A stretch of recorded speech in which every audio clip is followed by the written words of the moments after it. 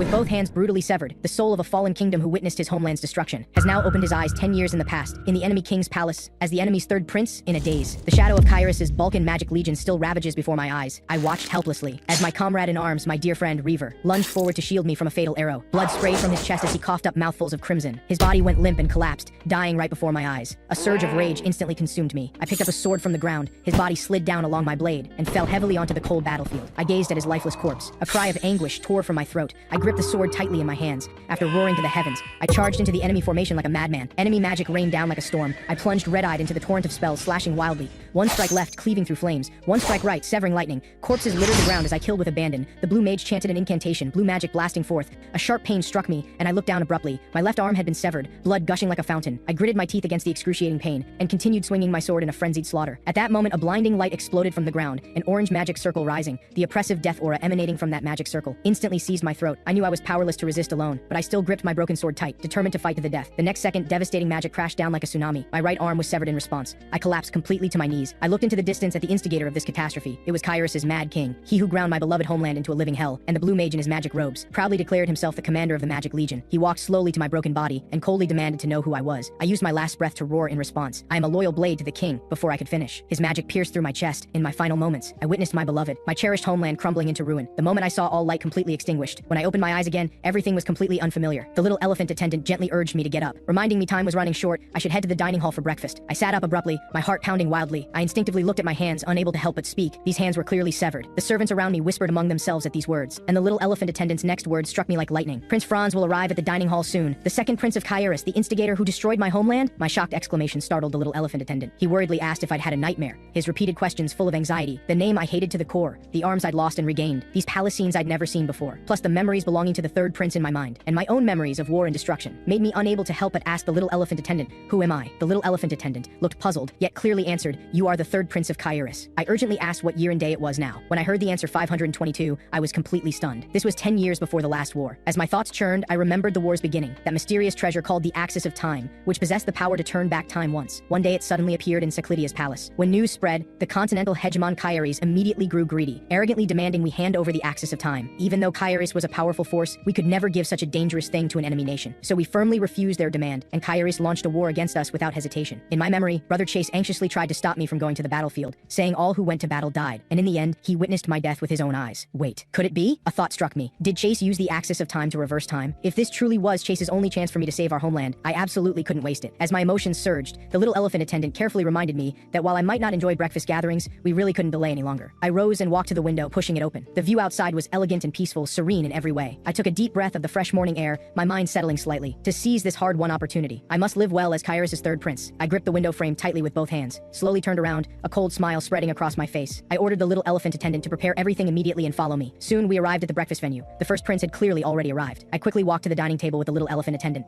I knew full well that Kairos' three princes were all half-brothers. The first prince was of divine nation Danhill's bloodline. Though the king ordered us to eat together every day according to the memories in my mind, he always treated the third prince as invisible. As expected, when I entered and apologized for being late, he showed no reaction whatsoever. Being so blatantly ignored annoyed me greatly, but I didn't show it, simply taking my seat. I thought to myself, the other one who hasn't arrived yet must be him. The next second, an attendant announced that the second prince had arrived, but when I saw him, I couldn't help but freeze. What royal family in the world would dress like this and run around? Is this really the Mad King from my memory who destroyed my homeland? Just from this outfit alone, he certainly lives up to the word mad. In the third prince's memories, the first prince never dared provoke the second prince, because the current queen of Kairos was the second prince's mother, that poisonous queen. In this palace, no one could rival her power. I really don't know how to survive in a place like this. I looked him up and down. The first prince appeared distant and cold, looking like nothing concerned him. The second prince's words and actions were crude and vulgar, completely lacking royal bearing. I desperately told myself to play the role of third prince well. I couldn't waste the opportunity Chase gave me, but I couldn't help thinking, it was this very person before me, the second prince of Kairos, who destroyed my homeland. I truly wished I could kill him right now. Deep inside me, the hatred born from my homeland's destruction kept surging to the surface. Perhaps my gaze was too direct. The second prince suddenly exploded in rage, throwing things, angrily cursing that I dared look at him that way. Just then, the first prince sternly rebuked the second prince. The second prince glared at me through gritted teeth. The first prince set down his teacup, gesturing for the second prince to sit, but the second prince stubbornly refused to sit down. The first prince's gaze turned to me. The second prince also stared over. I pretended to be confused, acting completely oblivious.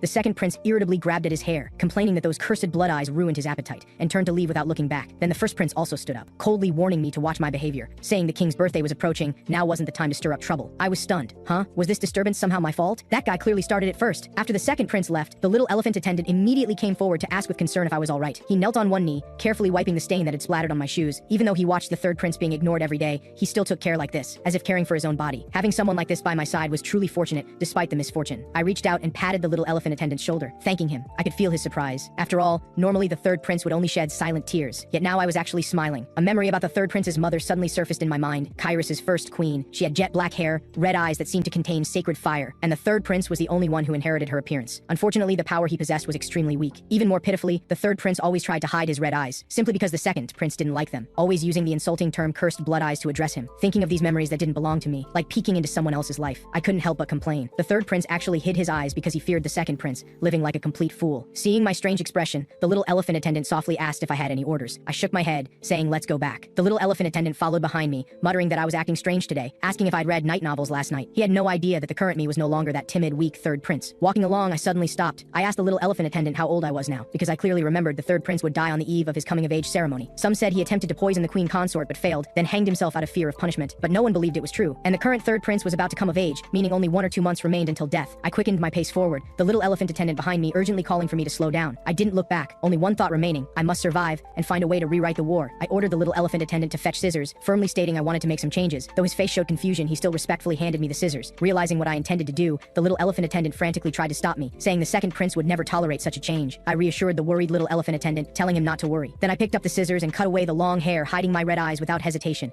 The moment the scissors fell, everyone present gasped in shock. My crimson eyes were exposed without cover, showing a sharpness completely different from before. This appearance was my first step in breaking fate and fighting back. I turned to the little elephant attendant, firmly saying I'd handle it myself. No sooner had I spoken than the second prince suddenly appeared, his tone full of impatience and mockery, calling me crazy. The little elephant attendant was terrified, urgently asking what we should do. I watched the second prince approach, still using that insulting term blood eyes to address me. I took a deep breath, met his gaze, and corrected his terminology. The second prince froze for a moment. Then, as if enraged, he shouted my name, then reached out and threw the knife by his side. Everyone was frightened, but I could see the knife was aimed at the little elephant attendant. I didn't hesitate for a second. I reached out and caught the blade firmly. The little elephant attendant turned pale with fright, crying out that my hand was badly injured. But the second prince casually made excuses that his hand just slipped. I endured the severe pain in my hand, a smile spreading across my face, slowly stood up and placed the knife back on his table, calmly telling him I was fine, in any respect. After returning to the lounge, the little elephant attendant still anxiously urged me to find a healer, but I just waved my hand, saying it was just a minor cut, no need to make such a fuss. I turned to look at the little elephant attendant, asking why he didn't dodge earlier. He clearly knew the attack was aimed at him, and with his abilities, he should have been able to avoid an attack of that level. The little elephant attendant stammered an explanation, saying if he dodged, who knows what excuse the second prince would use to make trouble for me. I sighed helplessly, joking about it being thanks to him, then stood up saying I was going to wash my face and calm down, instructing no one to come in. The little elephant attendant tried to follow to help. I quickly found something for him to do, telling him to clean up the table. Just moments ago, I'd instinctively wanted to attack the second prince with sword energy, but my heart suddenly sent a sharp pain. I had to recreate the situation just now, to confirm this body's condition. When I tried to channel magic power again, the stinging pain struck once more. Near my heart, I sensed 3 magic power circuits. I was shocked to discover the third prince was actually a mage. A few days later, the little elephant attendant looked at my still unhealed wound, nearly in tears with worry, but I could only reassure him it was fine. At that moment, the royal tailor came to pay respects. Upon seeing me, he lost his composure, murmuring about remembering the Grand Queen, then hurriedly apologized. Since cutting my hair, I'd encountered this reaction several times. It was getting tiresome. I knew in my heart that the third prince suffered long-term torment for resembling his mother he'd never met. He even hated seeing his own face, removing all mirrors from his room. I suppressed my annoyance, telling the tailor it was fine and to continue his work. While measuring, he couldn't help but urge me to eat more, saying I was so thin it made him worry, but I'd been eating properly all along. Looking at this thin figure in the mirror, I supposed it really would worry those around me. I suddenly remembered that Kyrus's royalty were descendants of dragons, specifically descendants of the 8 heroes who sealed the evil god. Among them, they were granted Kyrus royal family's exclusive blessing, including healing power and magical talent. By rights, my wound should have healed long ago, but there was no sign of improvement. Combined with the heart pain every time I used magic, I couldn't help but worry. If things continued like this, unable to use sword energy or magic, when assassins came for me, I could only wait to die. The tailor turned to fetch prepared clothes, mentioning they were suitable for the king's birthday. Hearing this, I suddenly remembered the great mage would definitely attend the king's birthday. I had to meet him. The current him was one of the continent's rare 3/7 circle mages, an object of admiration for all mages. In the past, he'd been invited to Kyrus King's birthday feast, but was denied entry for unknown reasons. 10 years later, having missed the banquet, he became the continent's only 8th circle archmage, completely proving his abilities. Speaking of understanding magic power, no one could compare to him. He would surely help me solve this body's problem. Though I wasn't clear on the specific reason for his past rejection, Kyrus wasn't particularly friendly to mages, and I didn't know if he'd accept my proposal. On this day, Kyrus Palace was filled with knights, presumably under orders from the second prince's mother's family. To check their influence, I needed mage's power. If I could successfully win them over, perhaps I could prevent the future second prince from starting that war that destroyed my homeland. But before that, I had to solve the immediate problem. The tailor was currently enthusiastically discussing adding huge bows and ruffles to the clothes. I quickly and firmly refused, asking him, what would a prince look like wearing clothes full of ruffles? Days passed. I gradually adapted to life here. Seeing my hand was mostly healed, the little elephant attendant was overjoyed. He reported that day's schedule, with dinner with the poisonous queen in the evening. I pondered for a moment, thinking we'd have to meet eventually anyway, no need to be too resistant. The little elephant attendant asked if I'd still exercise today. I smiled and told him I was just running a few laps by the palace lake, told him not to worry so much, could anything really happen? But when I actually started running, I discovered, after just 3 laps I was already gasping for breath, feeling like I might die. The short-haired maid rushed over with concern concern about my condition. She was the second daughter of the Outer City Guard Knight Commander, always carefully looking out for me. She told me I'd run 4.5 laps the first day, 4 laps the third day, but today I couldn't hold on after only 3. I knew this wasn't normal. Despite constantly exercising, my stamina kept declining. The short-haired maid suggested calling a healer to check, but I politely declined. I knew full well that once I called a healer, they'd quickly discover the magic circuits in my body, and the fact that the third prince was a mage was something even the little elephant attendant didn't know. Rash action would only endanger my life. I could only reassure her that declining stamina couldn't be helped by a healer. Things would get better after some time. Just then, the shouts of knight training came from not far away. It was already time for the Pavel Knights training. On the training ground, the knight commander strictly scolded students, telling them to focus, watch the blade, don't hesitate. That familiar scene reminded me of past days. I couldn't help but find it interesting, while the short-haired maid looked puzzled. She said I'd never been interested in swords and such before. At that moment, the knight commander noticed us too. While I casually brushed off the short-haired maid, he'd already walked up to us. They were ostensibly the Royal Knight Order, but actually the Poisonous Queen's exclusive knights to check the king's power. I heard the knight commander's impatient tone ordering us to leave, saying we were disrupting the knight's training here. The short-haired maid rebuked his rudeness, announcing I was the third prince. At these words, the knight commander not only showed no respect, but became even more contemptuous. He even mockingly said he thought it was rat spying. Hearing such insolence, I was instantly furious. Was this deliberate harassment again? The short-haired maid angrily wanted to continue arguing, but the knight commander interrupted, pretending I wouldn't mind such a misunderstanding, but inwardly full of doubt, because he clearly remembered the past me, that extremely timid, disregarded third prince who would panic and apologize when standing in his way. Yet the terrifying aura emanating from me now left him somewhat at a loss. I walked straight up to the knight commander, seriously asking what his duties were. The knight commander broke out in cold sweat, trying to deflect with the excuse of busy training, telling me to mind my own business. The surrounding knights whispered among themselves. The short-haired maid stood by helplessly, while I persisted in questioning, repeating the same question. Everyone present was stunned. The knight commander had no choice but to answer reluctantly, saying his duty was to improve the royal knight's combat power and protect the kingdom and royal nobles. I nodded in agreement, then grabbed and snapped a nearby branch, bluntly stating he'd fulfilled none of these duties. I pointed out without courtesy, having just observed their training. It was an absolute mess. As soon as I finished speaking, I jumped up with the branch in hand, launching an attack. The knight commander broke out in cold sweat, thinking to himself if he didn't block this move, he might lose his life. He hastily drew his sword to block, but failed to cut through my branch. He stared trembling at the branch in my hand, unable to believe I could make him unable to see follow-up moves with just a branch. I smiled and released my grip. The knight commander's sword instantly flew out and stuck in the ground. I said plainly I'd never received professional training, yet he was so pathetic, truly disappointing. Then I changed tack, questioning how he dared despise me, a member of the royal family, if he claimed to protect royal nobles, even causing me injury before. What difference was that from rebellion? The knight commander was completely stunned. The me before him was like a different person from the third prince he knew. In the end, he could only kneel and beg for mercy, repeatedly claiming his thoughtlessness, absolutely no intention of rebellion. But inwardly he seethed with resentment at this humiliation by the mere unpopular third prince. After leaving the training ground, I happily led a horse back to my quarters. The little elephant attendant was shocked when he saw it, asking how I'd ended up bringing back a horse when I went to exercise. The horse he mentioned, named Raven, I'd picked up on the way back. After dealing with the knight commander, I happened to see it. It was extremely hot-tempered, a fierce horse the second prince had tried and failed to tame. On a whim, I'd easily subdued it. The little elephant attendant jumped anxiously, saying how could I bring back the second prince's horse? But I didn't care. It had no owner now, naturally belonged to whoever found it. I instructed the short-haired maid to keep strict secrecy about what happened at the training ground. But before I could finish, my heart suddenly sent a sharp pain. It seemed at my current physical condition, the earlier actions were too much strain. The little elephant attendant worriedly came forward, but I just smiled, saying it had been a long time since I had such fun, then urged him to quickly prepare for dinner. Not far away, someone who'd been eavesdropping had already quietly left. The eavesdropper reported everything seen and heard to someone sitting and smelling flowers. That person laughed lightly after hearing, saying a person's birth cannot be changed, then snapped the flower in hand, laughing again, saying no matter how much he struggled it was useless. But this was good. If he were easily defeated, there'd be no fun in it. At the dinner gathering, I still couldn't adapt to this oppressive atmosphere, even though I had to endure it twice daily. The second prince across from me was in an especially foul mood, looking ready to explode at any moment. I thought to myself, could the poisonous queen and Viscount being late also be blamed on me? Watching him unable to control his expression, I thought he really wasn't mature enough yet. Then I caught a unique fragrance drifting over. My heart stirred. She's finally here, this country's real power holder, the poisonous queen. After the former queen died, she took over the queen's position. Then using her family Brisson's power, she controlled the royal knights. Plus, with most noble support, her influence grew daily. And I, this powerless third prince, wasn't even taken seriously by the knight commander, much less by her. During the meal, the poisonous queen's brother, the Viscount, reported he'd appropriately give the knight commander some consolation money to handle the previous matter. The poisonous queen impatiently told him not to report such trivial matters to her anymore. Then the poisonous queen looked up at me, her gaze examining. I also looked up to meet her eyes, expression calm and unruffled. The dining hall atmosphere suddenly froze, full of subtle awkwardness. After a while, she called my name with false affection, sighing that she never expected I'd grown so much. Her reaction was within my expectations. I maintained composure while responding, but inwardly thinking the growth I'd bring in the future would be far more than this. The second prince raised his eyebrow mockingly, saying contemptuously that cutting my hair was just putting on airs. The first prince's gaze swept over coolly, expressionless, completely detached. The poisonous queen smiled in agreement, joking she'd almost failed to recognize me. The Viscount chimed in, saying I should have cut my hair short long ago, showing my face looked so much better. He also urged me to grow taller during this developmental period. Before he could finish, the poisonous queen softly called brother, and the Viscount immediately caught on, coughing and changing topics, saying he was hungry and urging food to be served. I laughed inwardly. As master of the Brisson merchant group, he really couldn't read the room, just like the rumors. At that moment, the poisonous queen turned to the second prince, questioning why he hadn't told her about his horse being uncontrollable. The second prince responded carelessly, saying that horse was useless to him. Keeping it just took up space. Bringing up such trivial matters was wasting time. As he spoke, he violently threw his utensils, standing up and saying he'd take his leave first. The poisonous queen bit her teeth in anger, but couldn't make him stay. 3 weeks later, it was finally the king's birthday. Inside and outside the palace was bustling, everyone careful not to make any mistakes. Guests arrived in endless streams, some exclaiming about seeing an elven delegation, some staring at the many gifts the delegation brought, sighing that this birthday banquet would surely be magnificent. Others speculating the princes must be busy preparing for the banquet, eagerly anticipating seeing them. Meanwhile, inside the palace, I was trying on the birthday formal wear. The tailor suddenly looked worried, asking if I'd been eating properly these days. Just as I was about to respond, blood suddenly started flowing from my nose and wouldn't stop. The little elephant attendant cried out in alarm, rushing up saying we should call someone to check, but I waved it off saying it wasn't serious, just hadn't been sleeping well, specifically showing the bleeding had stopped. But the tailor was extremely anxious, saying the problem wasn't nosebleeds, but that I'd gotten even thinner. I was somewhat surprised. How could this be? Had I been exercising too hard lately? But the truth was, though I'd been exercising diligently, my stamina kept declining. Every time I used magic, my heart still felt painful. Clearly, this body's heart had some problem. The tailor insisted I get checked, but I thought it unnecessary to make a big deal.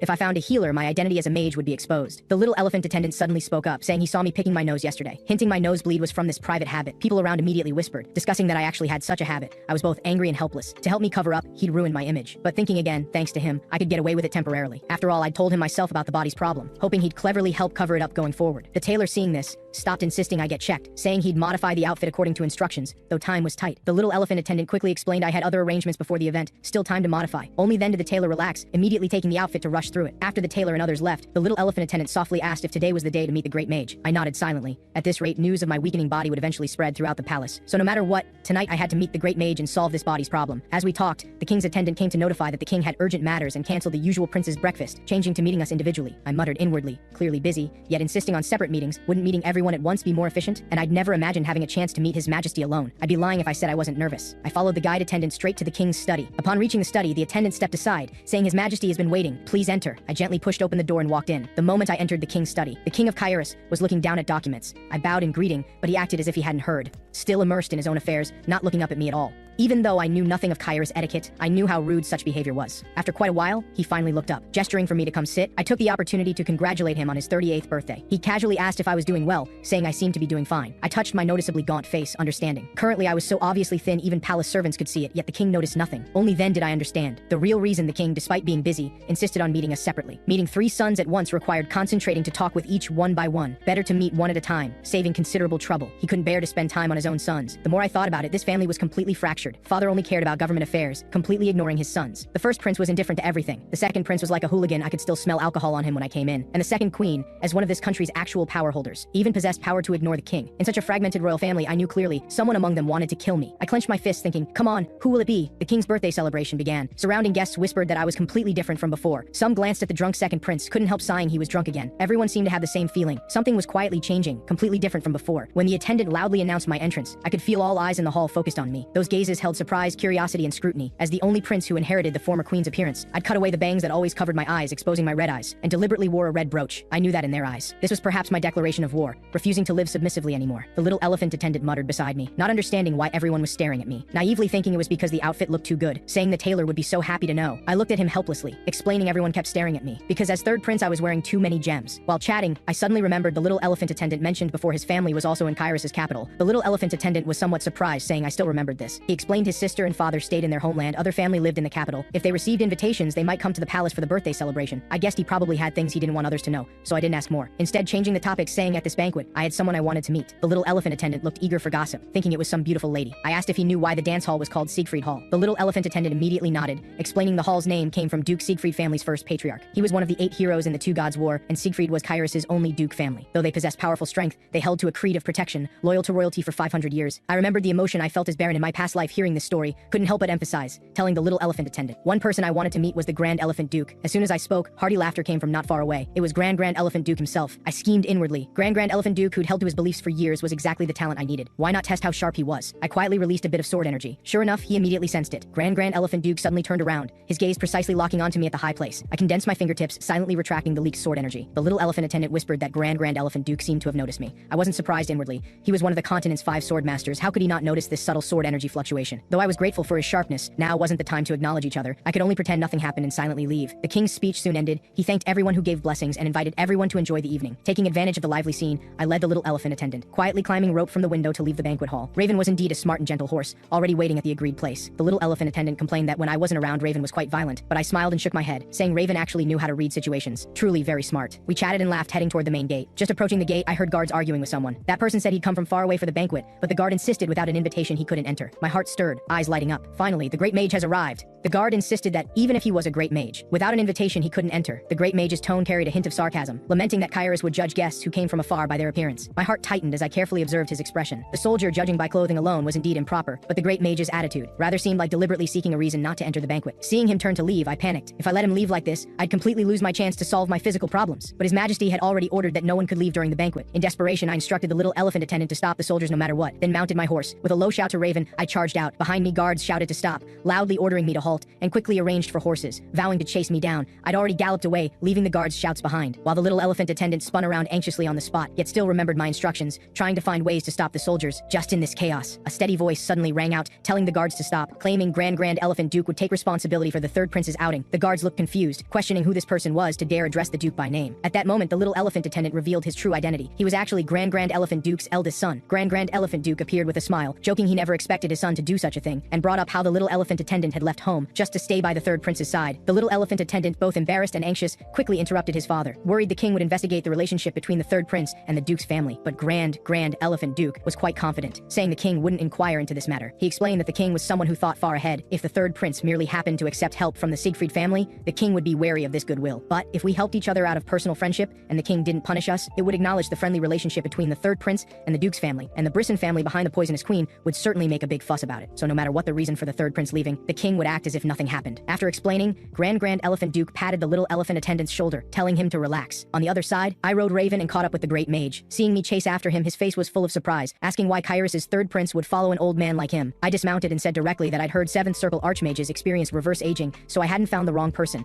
I smiled and tried to keep him, saying it was still early, he shouldn't go back just yet. I deliberately brought up his earlier action of tripping on the threshold, hinting that he clearly had an invitation but deliberately didn't bring it. He was deliberately finding fault. The great mage casually explained. He was just in a hurry to block the wind and overlook the dust on the threshold. I smiled, saying the king ordered that only invited guests could attend the banquet, never expecting the guards would really turn away the continent's top archmage. The great mage looked at me, stepped forward, saying not only did I not apologize, I even criticized him. Didn't know whether to call me frank or thick-skinned, but undeniably I was very interesting, especially those eyes, not like a 14-year-old child's. As he spoke, he reached out and grabbed my wrist. A sharp pain instantly transmitted from my heart. I could clearly feel his magic power flowing into my body. I never expected my physical condition would be discovered by him so quickly. I heard the great mage say softly, even closing the door cannot block all the wind. My heart jolted. He was right. I'd long since lost track of when. I could no longer use magic power normally, but the great mage's mind was full of doubt. He detected my magic power itself had no problem. The problem seemed to lie elsewhere. He knew well that Kairos, as descendants of dragons, had always neglected mages, even didn't take him seriously when he came of his own accord, already becoming the continent's laughingstock. Yet I, this prince despised by all and besieged on all sides, specifically chased out to keep him here. Was this really just coincidence? The great mage directly asked what I wanted from him. I knew in my heart that before a 7th Circle archmage, any lie would be instantly exposed. So I dismounted and bowed solemnly, honestly saying I needed his help. Soon a strong windstorm betting my life would blow, so I came to ask him to save my life. The great mage didn't respond immediately, but cast an isolation spell on the spot to prevent eavesdropping. My eyes lit up, thinking without needing incantations he could deploy such exquisite magic. Was this the power of a 7th Circle archmage? He looked at me, asking if I wanted to block this wind, or calm it. I pondered for a moment, answering to block it temporarily for now, but if later I needed the throne to achieve my goal, I'd also be willing to calm it. The great mage was internally shocked, never expecting I'd view the throne as merely a choice to achieve my goal. In his view, besides a body near death, I had almost nothing, yet possessed such firm conviction. He also said I resembled Sisfanian, found me particularly interesting, so he decided to see what cards I held. He told me to give him another invitation. I smiled lightly, knelt on one knee, solemnly becoming his disciple, extending an invitation. The great mage's eyes flashed with approval, responding he was willing to accept the prince's invitation. Meanwhile, at the palace, the little elephant attendant asked Grand Elephant Duke somewhat worriedly if people at the palace really didn't know his true identity. Grand Elephant Duke reassured him not to worry, saying he'd hidden it well. After all, if anyone knew he was from the Siegfried family, they'd never let him stay by the third prince's side. He also teased the little elephant attendant, saying although he was the Duke's son, he completely lacked noble bearing. The little elephant attendant lowered his head, changing topics to ask about his sister's situation. Grand Elephant Duke told him his sister was guarding the family head position he'd abandoned, doing well.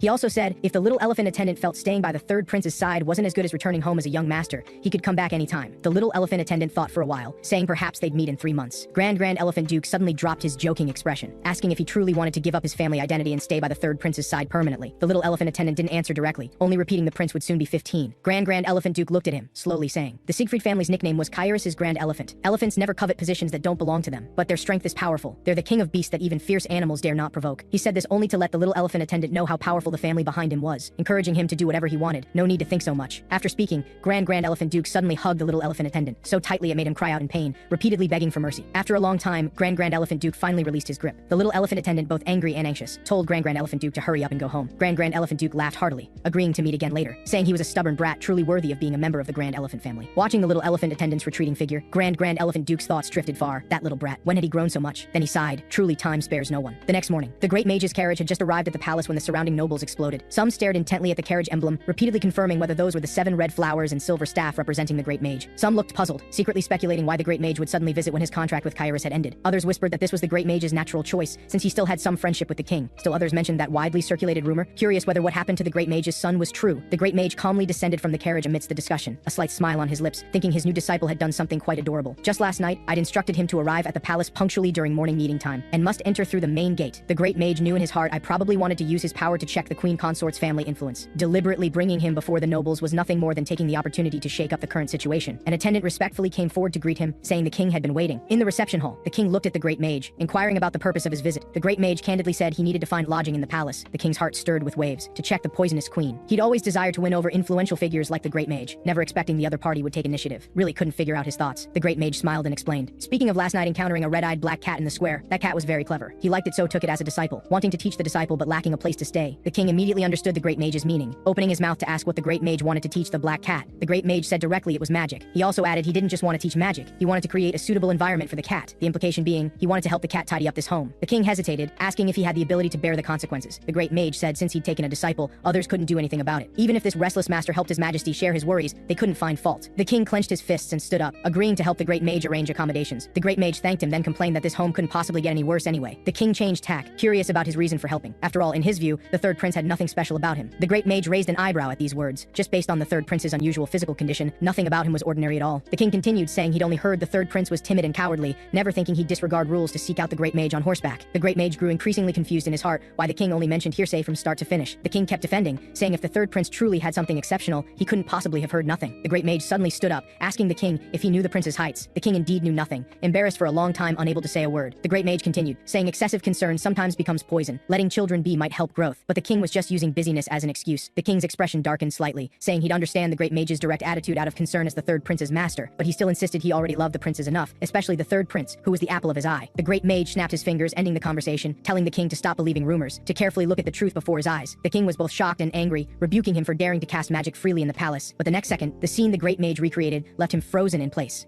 The third prince's skin was blue-tinged, purple showing under his nails. His formal wear had obvious signs of hasty alterations. The clothes were custom-made a month ago, meaning his weight had dropped sharply during this time. He even experienced dizziness, needing to close his eyes to steady himself each time he stood. The king looked utterly shocked. The Great Mage's tone grew grave as he informed him. If he continued to ignore this, the king would ultimately lose everything. Meanwhile, at the third prince's palace, a maid worriedly told the little elephant attendant it was already noon. The third prince still hadn't gotten up for morning tea. The little elephant attendant reassured her with a few words, taking over and saying they'd let him drink it when he woke. He carried the morning tea into the bedroom, looking at the still sleeping third prince, thinking his highness must be tired from running around yesterday, sleeping so soundly. The little elephant attendant had just softly called your highness, when suddenly the Great Mage's voice came from behind, asking if the third prince was still asleep. The little elephant attendant was instantly scared out of his wits, nearly throwing the morning tea in his hands, saying outsiders weren't permitted to enter the third prince's bedroom without permission, questioning whether the Great Mage had used teleportation magic or something. The Great Mage calmly admitted he'd used teleportation magic, telling the little elephant attendant not to fuss over such trivial matters. The little elephant attendant feared disturbing the physically unwell prince, insisting the Great Mage leave first. But the Great Mage changed tack, teasing the elephant that just because he'd grown up and changed status, he thought he wouldn't be recognized. The little elephant attendant froze in place, failing to recognize the Great Mage. Remembering his father previously said he completely lacked noble bearing, no one would suspect, yet now, he was instantly seen through. Just then I slowly awoke, groggily calling for the little elephant attendant. The little elephant attendant hurriedly responded, stammering that a guest had come to visit. I rubbed my eyes, surprised to see who it was. The Great Mage walked to the bedside, handed me a small pouch, gesturing for me to accept it. I poured out the granular contents, full of doubt, speculating whether this was medicine for treatment. The Great Mage nodded, informing me my body currently had 2 problems. 1 was inability to use magic power, 2 was gradual weight loss. I was somewhat surprised. I'd never mentioned anything, yet Master could always see through my predicament at a glance. He mentioned I should have had Sisfanian's blessing. This power combined healing ability with magical affinity, yet the healing ability had mysteriously disappeared. From this he guessed my heart had a problem. The Great Mage asked me, didn't I think this combination was quite peculiar? He explained the blessing's essence was strengthening the heart. Magic power and life itself originated from the heart, and I hadn't lost the blessing, nor was my magic sealed. I urgently asked what the reason was. The Great Mage slowly spoke. It was due to human intervention. My pupils contracted sharply, a terrible thought emerging. My body couldn't help but tremble. Could someone have poisoned me? The Great Mage nodded,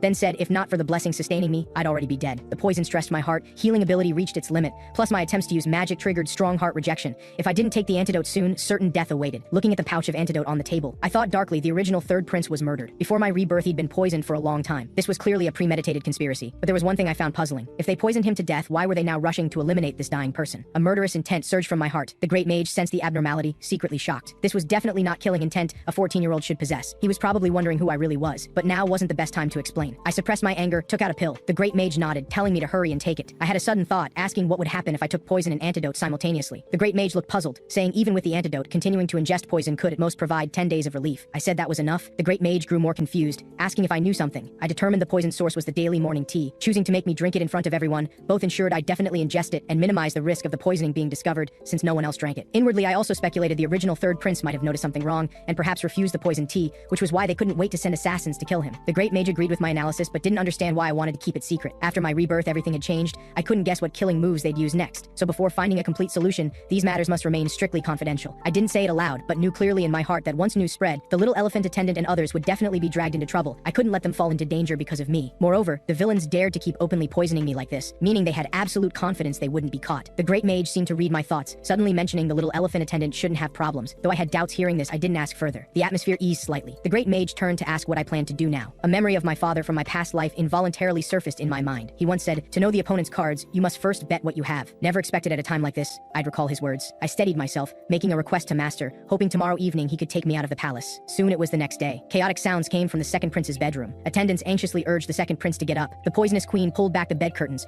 her tone cold as she rebuked the second prince. It was far too late to prepare for afternoon events at this hour. Despite the alcohol ban, he still reeked of liquor. Why was he so obstinate? The second prince asked rudely what she was doing here, told her to leave after finishing. The poisonous queen ignored his rudeness, continuing that the third prince had taken a master, and that master was a seventh circle archmage. Now the nobles' minds were beginning to waver. The second prince asked indifferently what of it. The poisonous queen scolded him for being hopeless, telling him not to waste the effort she'd put into him, to get up immediately and prepare. This afternoon's event would have many attendees. At least today, she hoped he wouldn't disappoint her. After speaking, she turned and left the second prince's bedroom. The second prince was inflamed with rage, violently smashing the water glass in his hand. His foot was cut by shards and bleeding, but he paid no attention. He roared for everyone to get out. The third prince's face involuntarily surfaced in his mind. That anger intensified even more. During the afternoon event, outside the palace square was bustling with voices. Citizens loudly cheered, "Long live His Majesty," wishing him happy birthday, in unison shouting prosperity and glory to Kairos. Children excitedly pointed at the princes with praise. A little girl said excitedly, "The last one there was the third prince she most wanted to see." The little elephant attendant worriedly asked if my body was feeling better, saying my complexion today was much better than yesterday. I smiled in response, saying I'd rested well. Actually, I knew clearly it was because of taking the antidote. The little elephant attendant still couldn't relax, muttering that today's schedule was too packed. After the parade, there was also equestrian performance and a ball, so fully scheduled. What if I had another nosebleed? I teased him for worrying too much, but knew in my heart that being able to meet the citizens in good condition and let them see a different third prince was enough. Just then, I caught a suspicious figure from the corner of my eye. A memory from my past life instantly flashed through my mind. It was my dear friend, Reaver, who blocked a fatal blow for me and ultimately died before my eyes. How could he be in Kairos? This discovery made my heart tighten. Just as I was distracted, Raven beneath me suddenly became restless, stopping disobediently. I quickly tried to soothe it, telling it to move forward, but Raven remained agitated, stubbornly refusing to move. The little elephant attendant pulled the reins tight, barely settling it down somewhat. I stared hard at where Reaver was, my heart full of anxiety and doubt, but for now, I could only reach out to soothe Raven, silently thinking, "Monster, wait for me, I'll definitely come find you." After the parade ended, we arrived at the equestrian performance venue. Baron Pollen, master of the merchant group, respectfully welcomed us, saying it was his honor to host His Majesty and the princes, and expressed that he'd prepared a satisfying performance. Walking inside, I thought he was the one replacing the Brisson family to host the equestrian performance. Though drawn into pointless conflict because of this, it wasn't my concern anyway. Just then, a memory from my past life suddenly flashed through my mind. The first prince would be accidentally injured. The Baron would also be found guilty and ultimately sentenced to hanging. Coming back to myself, the Baron was currently enthusiastically directing everyone to the viewing platform, saying he'd prepared exclusive seats for each person. I followed his gesture looking up, immediately spotting that precariously hanging chandelier overhead. That was it. In a moment it would suddenly fall and strike the first prince. Thinking carefully, this was quite suspicious. This was an important occasion the king personally attended, yet no one checked for potential hazards, and the knights were standing by. Mentioning the knights reminded me of that annoying knight commander. A wave of disgust rose within me. Lost in thought, the Baron turned to invite me to my seat. I looked at the overhead chandelier, hesitated a moment, then spoke up after all, saying that thing overhead made me uneasy, suggesting he go inspect it. The Baron froze for a moment, following my gaze up to the chandelier. Soon, the equestrian performance officially began. The program was spectacular, drawing applause throughout the venue. The Baron sat beside the king, his heart full of excitement and relief. He never imagined he'd receive the honor of sitting alongside His Majesty in this lifetime. Seemed all the careful preparation during this time was worthwhile. He unconsciously looked toward me. Suddenly remembering my earlier reminder, his heart skipped a beat. Had he really carefully inspected the lighting fixtures before? When he went to check just now, he'd broken out in cold sweat. The chandelier's connection point was already loose. The supporting rope had been cut. If this lamp fell, it would definitely injure the first prince. His fate would be unthinkable. Then, yet one question kept nagging at him. How did the third prince foresee this? At that moment I met his gaze, a barely perceptible smile crossing my lips. He'd just been willing to give up the chance to get close to the king to check for hazards. That judgment was truly rare, able to quickly weigh pros and cons, not just focused on immediate benefits, knowing to look ahead. Exactly the kind of talent I needed. Since he already owed me a life-saving debt, I could conveniently bring him under my wing later. Then I turned my gaze to the second prince beside me, shaking my head inwardly. He truly had no self-awareness at all. The performance had reached its climax. The host loudly maintained order, calling for everyone to stay quiet, announcing next was the equestrian team's pride. But as soon as he finished speaking, the second prince's cursing suddenly rang out, saying my veins flowed with filthy and lowly blood. The first prince's expression instantly darkened, sternly cutting him off. I sneered inwardly, though. I didn't know what this guy was suddenly raving about. This outburst actually helped me tremendously. Not far away, the king's eyes flickered, as if wanting to see how long I'd endure. The poisonous queen bit her teeth at the side, clearly never expecting the second prince would be so impulsive. She'd clearly warned him to be careful. She must be filled with anger and helplessness at this moment, probably also realizing the second prince did it deliberately, just didn't understand why he had to do it at today's critical occasion. Surrounding nobles whispered among themselves, some shocked the second prince dared say such treasonous words before the king, feeling they couldn't keep supporting him. They began to waver, thinking with the great mage's protection, I might also be qualified to become crown prince, feeling they couldn't just keep watching. It was time to make a choice. The performance soon ended. Thanks to my reminder, the first prince avoided disaster. Yet the king made no response to the second prince's terrible words. Though this was the situation I hoped for, I still had doubts. If this incident was truly orchestrated by the poisonous queen, she was far too calm at this moment. Could it be she actually knew nothing about this? My thoughts suddenly drifted, as if conversing with my father from my past life. Father asked if I thought this incident in Kairos was merely a terrorist attack on royalty. Besides attempting to harm princes,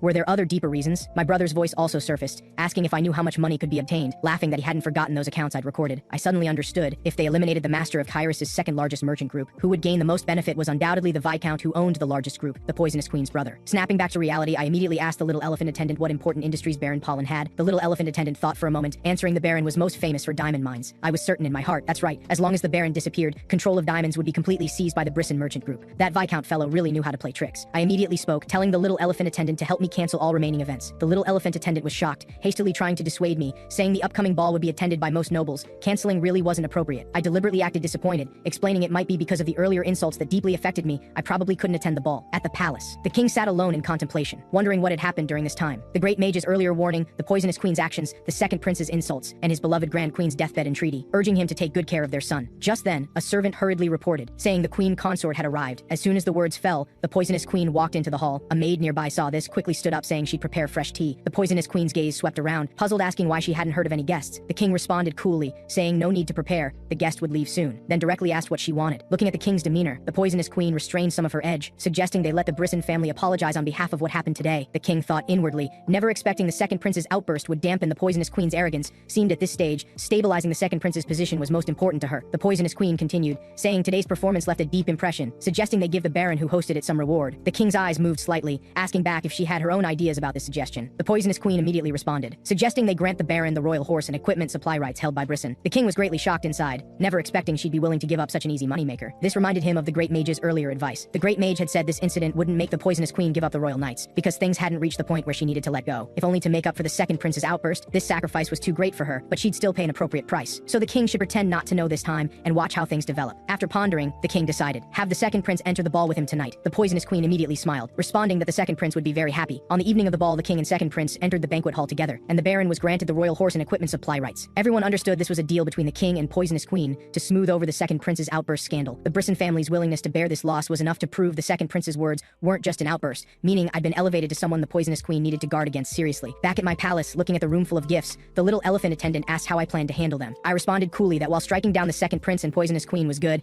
I didn't need these fence-sitters' gifts. I instructed the little elephant attendant to return everything except gifts from the Mage Association and the Baron. The little elephant attendant began checking gift senders one by one, soon picking up a box saying it was from the Baron. I was somewhat curious what he'd sent. Opening it, I found a sparkling gemstone necklace. Looking closer, I discovered it was actually a necklace for horses to wear. I turned to look at the little elephant attendant. What had he told the Baron? The little elephant attendant looked somewhat embarrassed, explaining the Baron asked what I liked, so he told him I greatly valued Raven. But I quickly figured it out. This was the Baron testing me. If I accepted this gift, his next move should be sending another generous gift to thank me for saving his life. But that wasn't my purpose, so I told the little elephant attendant to calculate the necklace's price and send it to Pollen Merchant Group to buy it. The little elephant attendant pointed to a corner, saying the Mage Association's gift was a very special potted flower. Following his gesture, I couldn't help complaining about those mages' taste. Really couldn't understand why they'd send such a bizarre flower. The little elephant attendant flipped to the instruction manual, telling me this flower turned into fluorescent pollen when it died. He then asked if I wanted to send it back to the association. I shook my head, saying no need, already having an interesting idea in mind. Before long, I deliberately knocked over the morning tea on the table. The maid saw this and hurried over, asking worriedly if I'd been scalded. I smiled, saying it was fine, my hand just slipped. Just regrettable, all this good tea was spilled everywhere. The little elephant attendant quickly called people over to clean up, asking somewhat worriedly if anything would happen since this was a flower pot the great mage sent. I firmly responded it was fine, deliberately adding that there was no poison in the morning tea anyway. Just leave the pot there. After all, I quite liked that flower. As night fell, the great mage came as agreed, quietly taking me out of the palace. I thanked him for taking time from his busy schedule to help. The great mage smiled in response, saying this wasn't difficult. He looked at me, saying I seemed much happier than in the palace. I nodded honestly, saying of course I was happy, nearly letting slip this was my first time freely going out. The great mage asked if this precious outing really had the king's permission. I vaguely responded, saying someone should be reporting to him by now. The great mage laughed heartily, saying he knew it would be like this, then looked at me approvingly, saying truly worthy of being his disciple. I quickly asked if this was praise. The great mage caringly asked if I'd been taking the medicine on time. I nodded, saying of course, I took it today too. Thanks to him my body felt much lighter, adding that the person poisoning the tea was now so anxious their foxtail was showing. I'd already planted interesting seeds that were slowly taking root. The great mage joked that with such an excellent disciple, he didn't even have a chance to act. I quickly denied it, saying how could I not need master's help? The gift he sent played a huge role. The great mage stopped teasing, saying seriously it was time to say goodbye. Since I insisted on going alone, he couldn't stop me. I thanked him again for his understanding. The great mage told me there was a mage association on Tenon Gorge Street. He'd be waiting there, told me to come find him after handling things. I respectfully responded, saying, "See you later, master," after bidding farewell to the great mage. I first went to a blacksmith shop and ordered a specially commissioned sword, thinking before the new sword was forged, I'd temporarily use a knife for emergencies. Right now, what I needed most was intelligence. I couldn't help recalling my past life. My homeland secretly investigated various countries, dispatching large numbers of spies to continents everywhere to gather intelligence. Those spies weren't just intelligence agents, but top assassins managed long-term by the state. They were created by my father, the king of Seclidia, and my past self together, so I knew better than anyone how dangerous and ruthless they were. Following the address in my memory, I arrived at a carrier pigeon rental shop in that area. My current identity was Kyrus's third prince, once discovered. Those people definitely wouldn't spare me. Plus, with my black hair and red eyes, I was far too conspicuous, had to stay as low-key as possible. Reaching the shop entrance, I pushed open the door and walked in. I found the actual interior space was much larger than it looked. Walking to the counter, I saw the shop owner. The owner asked if I wanted to rent carrier pigeons. I shook my head, my gaze sweeping over those drowsy pigeons in the shop, softly saying these birds really couldn't wake up, looked quite sleepy. The owner nodded in response, saying they were indeed very sleepy. I continued, saying they looked exhausted, must have flown back from far away. The owner nodded again, admitting this was true. I followed up, saying there shouldn't be any other place like this where exhausted birds could rest well. The owner's eyes instantly became alert, asking gravely what I was looking for. I gave the agreed code word, responding I came to find bird feed. The owner froze, saying he did indeed sell bird feed here, but he changed tack, suddenly attacking, saying he didn't remember selling birds to anyone recently. Facing the owner's challenge, I knew full well that with the third prince's weak body, direct confrontation was not the best strategy. I followed the code word to respond,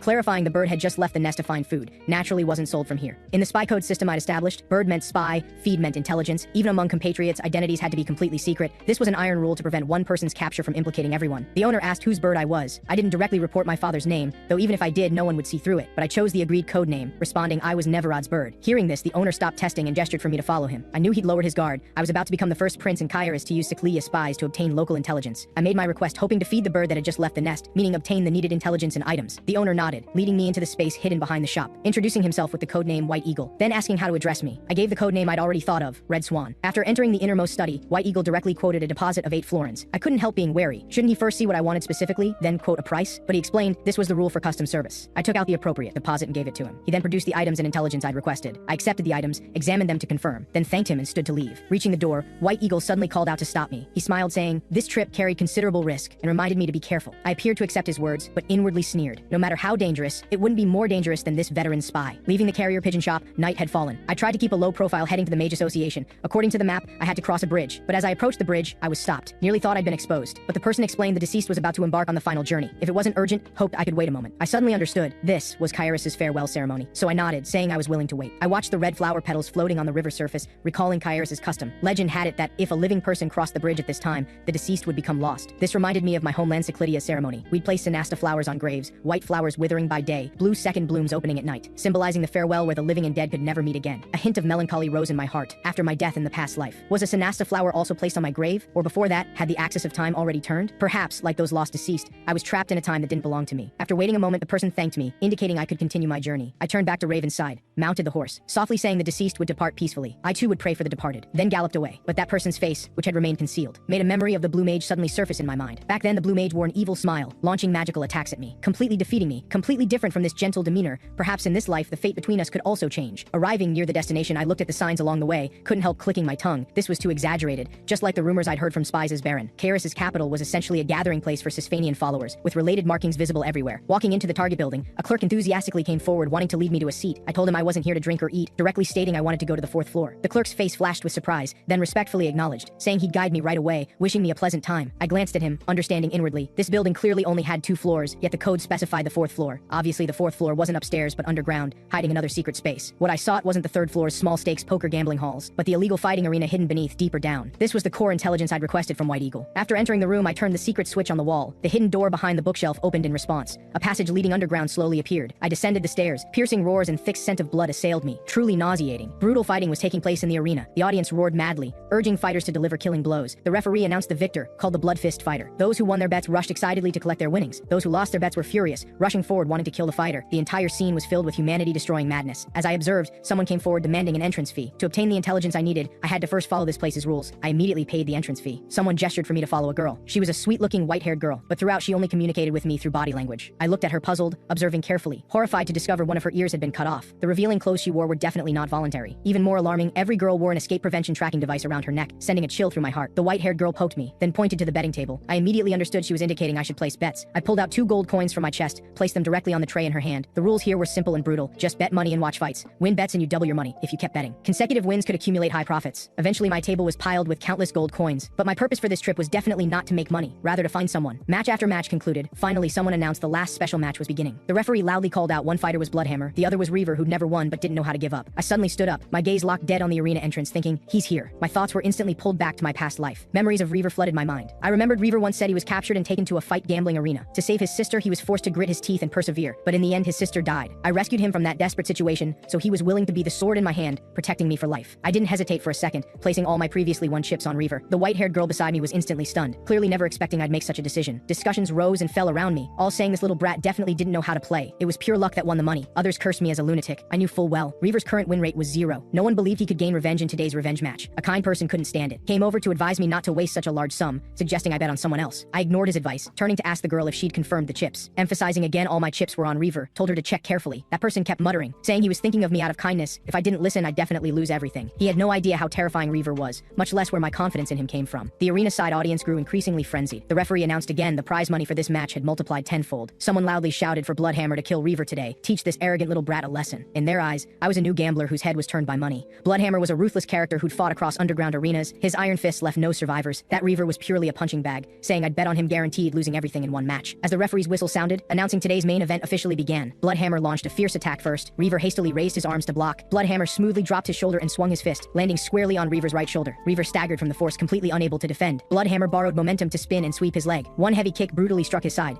directly kicking Reaver to the ground. At that moment, arena-side audience roared provocatively. The ear-piercing shouts of "Kill Reaver" rose and fell. I watched Reaver in the arena with no ability to fight back, my heart anxious beyond measure. Thinking Reaver now had no sword, under Bloodhammer's fierce attacks he had no way to resist. Inside the arena, Bloodhammer attacked while grinning mockingly, cursing Reaver for being slow as death, spitting that he was a stubborn brat tough as a cockroach, then swinging his fist-sized fist, one heavy blow slammed hard into Reaver's chest. Reaver suddenly coughed up blood. Bloodhammer pressed his advantage relentlessly, swinging fists continuously, after dense heavy punches landed on him. The final blow struck toward his head, wanting to finish him. Just as Reaver was about to be completely crushed, I could no longer hold back, suddenly standing and shouting loudly, reminding him not to let Bloodhammer aim at his shoulder before attacking. Hearing my shout, Reaver froze. Then, as if suddenly enlightened, his form became agile, continuously dodging Bloodhammer's fierce attacks. He slowly clenched his fists, a fierce look flashing in his eyes, preparing to counterattack. My heart leaped with joy. That's right, just like that. Before long, Reaver keenly caught Bloodhammer's opening when punching. Taking advantage, he thrust a straight punch, then sank his waist to gather strength, launching an uppercut toward his chin, immediately turning his wrist to change fists. A hook punch slammed hard into Bloodhammer's face, directly sending Bloodhammer crashing to the ground. The entire venue instantly fell into dead silence. The white-haired girl beside me also looked stunned. Immediately after, the scene erupted with disbelieving exclamations. No one expected the repeatedly defeated Reaver would actually defeat the perpetual winner Bloodhammer, winning his first victory in his fighting career. Reaver in the arena slowly raised his head, meeting my distant gaze. The confusion in his eyes faded, filled with scrutiny. I grinned, giving him a friendly smile, conveying encouragement. Just then, a voice came from behind, saying the big boss wanted to meet me. I turned to see a burly man. Arriving backstage, the gold-toothed boss looked me up and down, his tone carrying greed, saying my skills were impressive, actually using 3 florins to win 6,000 florins. But he wasn't comfortable handing over such a large sum to a brat like me. I responded coolly, provocatively saying I thought he'd at least try to negotiate. Seemed he was more foolish than I thought. The gold-toothed boss was enraged by my attitude, rebuking me for being so arrogant as a little brat, ordering me to take off my cloak and show my face. I coldly reminded him if I removed my cloak, they might get in big trouble. The gold-toothed boss clearly didn't believe me, ordering his men to come hold me down, also telling them to quickly reveal my noble countenance, to see how impressive I was that I had to hide like this. I stopped wasting words, directly drawing my blade. The sharp edge instantly pierced through his subordinate's hand. That subordinate screamed in agony. The gold-toothed boss cursed inwardly, actually ran into this kind of lunatic who casually wielded blades. He frantically begged for mercy, saying coming up with 6,000 florins at once was difficult, hoping I'd give him some time. I shook my head, saying the money wasn't necessary, but they had to hand over Reaver to me. The gold-toothed boss looked troubled, saying Reaver had just started making money. The boss would never agree. Inwardly, he ranted furiously. If he did as I said, he might not even keep his head. But thinking again, no matter how skilled I was with swords, I was still alone. They had numerical advantage, so he steeled himself to refuse. Hearing this, I directly released fierce sword energy, swinging my blade to split the solid wood table before the gold-toothed boss. The gold-toothed boss was scared out of his wits, falling on his rear. I demanded sternly, if I said I'd take both 6,000 florins in his life, would you consider accepting my request? The gold-toothed boss's face turned deathly pale, trembling like a sieve, then frantically roared for his men to bring Reaver immediately. I frowned inwardly, my heart was starting to hurt again. This kind of sword energy usage couldn't be done a second time. This body simply couldn't handle it. Had to end everything now. Just then, a lackey ran back in panic, reporting things had changed. He reported to the gold-toothed boss that Reaver kid stubbornly refused, saying he couldn't abandon his sister. My heart stirred, suddenly remembering Reaver once said his sister chose suicide back then, after which he left the fighting arena. He'd always suffered for failing to protect her to the end. At this timeline, Reaver's sister hadn't died. That was so good. I threatened, saying no matter how many people, bring them immediately or face the consequences. Then I added to bring them myself. The gold-toothed boss quickly agreed, guaranteeing he'd handle it. Before that, I held out my hand gesturing, telling them to return both my entrance fee and betting principal, after successfully bringing Reaver and his sister out of the fighting arena. The siblings were both very nervous. Reaver spoke first, his tone full of gratitude thanking me, but couldn't help wondering, asking why I would help them. I smiled reassuringly, telling them not to be so tense, I meant them no harm. Speaking, I took off my cloak and draped it over Reaver's sister. Reaver saw my appearance clearly, his pupils contracted sharply, his face full of shock. The next second, he quickly bowed in salute, saying guiltily he had eyes but couldn't see, actually dared to doubt me, a prince. I gently waved my hand, telling him not to lower his head, no need to be so respectful to me. Looking at these two half-elf siblings with nothing, I knew full well how hard their past days had been. I recalled the conversation from my past life, asking Reaver again. When fighting he exposed his shoulder, that was a common habit for novices practicing swordplay. Could it be he wanted to become a knight? Reaver was silent for a moment, shaking his head, saying he didn't want to become a knight, but rather wanted to become a sword that could protect everything. Hearing the exact same answer as my past life, I couldn't help but smile. I tossed him the sword I'd prepared long ago, seriously telling him, if he was willing to be my sword, come find me. Reaver looked confused, puzzled, asking why I treated them so well. I looked at him, calmly saying because I needed a good sword, but inwardly responding, my dear friend, because this is the best way I can repay you. Then I rode to find the Mage Association, stepping into the Great Mage's office in the Mage Guild. I happened to catch the Great Mage burning a piece of paper until he'd completely burned the paper clean. Hearing his low muttering, I spoke up at the right moment, telling him I'd arrived. The Great Mage turned to see me, immediately noticing the disheveled clothes I wore, puzzled, asking if I'd gotten in a fight, how my clothes ended up like this. I downplayed it, responding I hadn't fought with anyone, just experienced many twists and turns handling things today. Everything went smoothly according to plan, but somehow I felt a hint of unease. Was it because I'd done too much in a short time? The Great Mage gazed at me for a moment, lightly flicked his fingers. The teapot on the table automatically began brewing tea. I watched this scene, smiling, saying this place finally had some magical feeling. The Great Mage teased me, asking if I expected to see thunder striking down, light and shadow transforming, that kind of scene. I couldn't help laughing aloud, admitting I did have such thoughts. I looked down at the table again. That short blade was identical to the one I'd bought earlier. I was about to ask the Great Mage what was going on, but the Great Mage asked first, asking why I thought this sword was here. Before I could respond, the short sword suddenly flew up, shooting straight toward my chest. My heart jumped. Oh no, too late to dodge. The Great Mage looked at me, his tone calm, saying, even with a weak body, my reactions were still quick. He explained this was a type of magical artifact that could replicate weapons the other party had hidden, a method of warning the opponent. I clutched my chest wound, instantly understanding the Great Mage never intended to attack me from the start. I'd been too hasty, instinctively using sword energy just now, which was sensed by the artifact. The Great Mage indeed detected the abnormality, saying a person who couldn't even use a sword could actually employ sword energy. He also mentioned the first day we met, he felt our encounter was very peculiar. Just didn't think much of it then, but later more and more strange things happened. The king said I was afraid of horses. Noble said I seemed like a different person. When I learned I'd been poisoned, I showed not fear of death but killing intent, only possessed by those whose hands were stained with much blood. And I knew in advance about the accident at the equestrian performance and successfully prevented it. The Great Mage gazed at me, requesting I tell him everything. My heart jolted. He clearly harbored doubts about me, yet didn't choose to test or interrogate, instead was trying to trust me. I clenched my fists, finally deciding to reveal everything. I told the Great Mage I wasn't Callian, my real name was Baron Seclidia. Then I recounted my rebirth experience, the war from my past life, and the secret of the axis of time. After hearing everything, the Great Mage thoughtfully murmured, so it was the axis of time. Then everything made sense. He then asked, was the original third prince already dead? I shook my head, saying I could still feel his presence, he should still be alive. The Great Mage recalled I'd said before what I wanted wasn't the throne, so he asked again what I truly wanted. I was silent for a moment, solemnly answering I wanted to stop the war. Still wasn't clear on the second prince's reason for wanting the axis of time. If the problem's root wasn't resolved, history would repeat itself, so I had to find out the cause. The Great Mage suddenly changed tack, asking if I wanted to stop the war. Was it for myself or for Baron's brother Chase? I looked utterly confused, asking what this meant. The Great Mage informed me of something that shattered my understanding. Currently, Seclidia only had one prince, which was Chase. The queen had no other offspring, and this person, Baron, didn't exist in this world at all. I was struck like lightning, too shocked to speak. I didn't exist in this world, not in Seclidia, nor anywhere on this land. Could it be because the axis of time reversed, causing space-time distortion, that I entered Callian's body, but I thought perhaps someone also entered my body, only now realizing, as long as I was here, another Baron couldn't possibly exist. I'd essentially stolen someone else's life. The Great Mage looked at me and continued, saying the current Chase had already secured his position as Seclidia's crown prince. Just as I knew, past and present had changed, the future might already be heading toward a different situation. So as Kairos' third prince, constantly in danger, I didn't need to worry about that outstanding Seclidia crown prince. I instantly understood the Great Mage's intent. He wanted me to stop living bound by the past. I looked at the Great Mage, firmly saying I understood. What he worried about wouldn't happen. Also frankly saying from the first day I opened my eyes in Kairos, I'd already given up on the notion of living as Baron. The Great Mage clearly didn't expect I'd be so resolute. His face showed shocked expression. I gathered courage to ask, even if I wasn't the real Kairos prince, could he still accept me? The Great Mage suddenly laughed, then solemnly told me, the person who formed a master-disciple bond with him from the start was only me. On the road back to the palace, we two rode horses. I couldn't help asking the Great Mage if he already knew about the axis of time's existence. Seeing his reaction just now, seemed he'd heard this name before,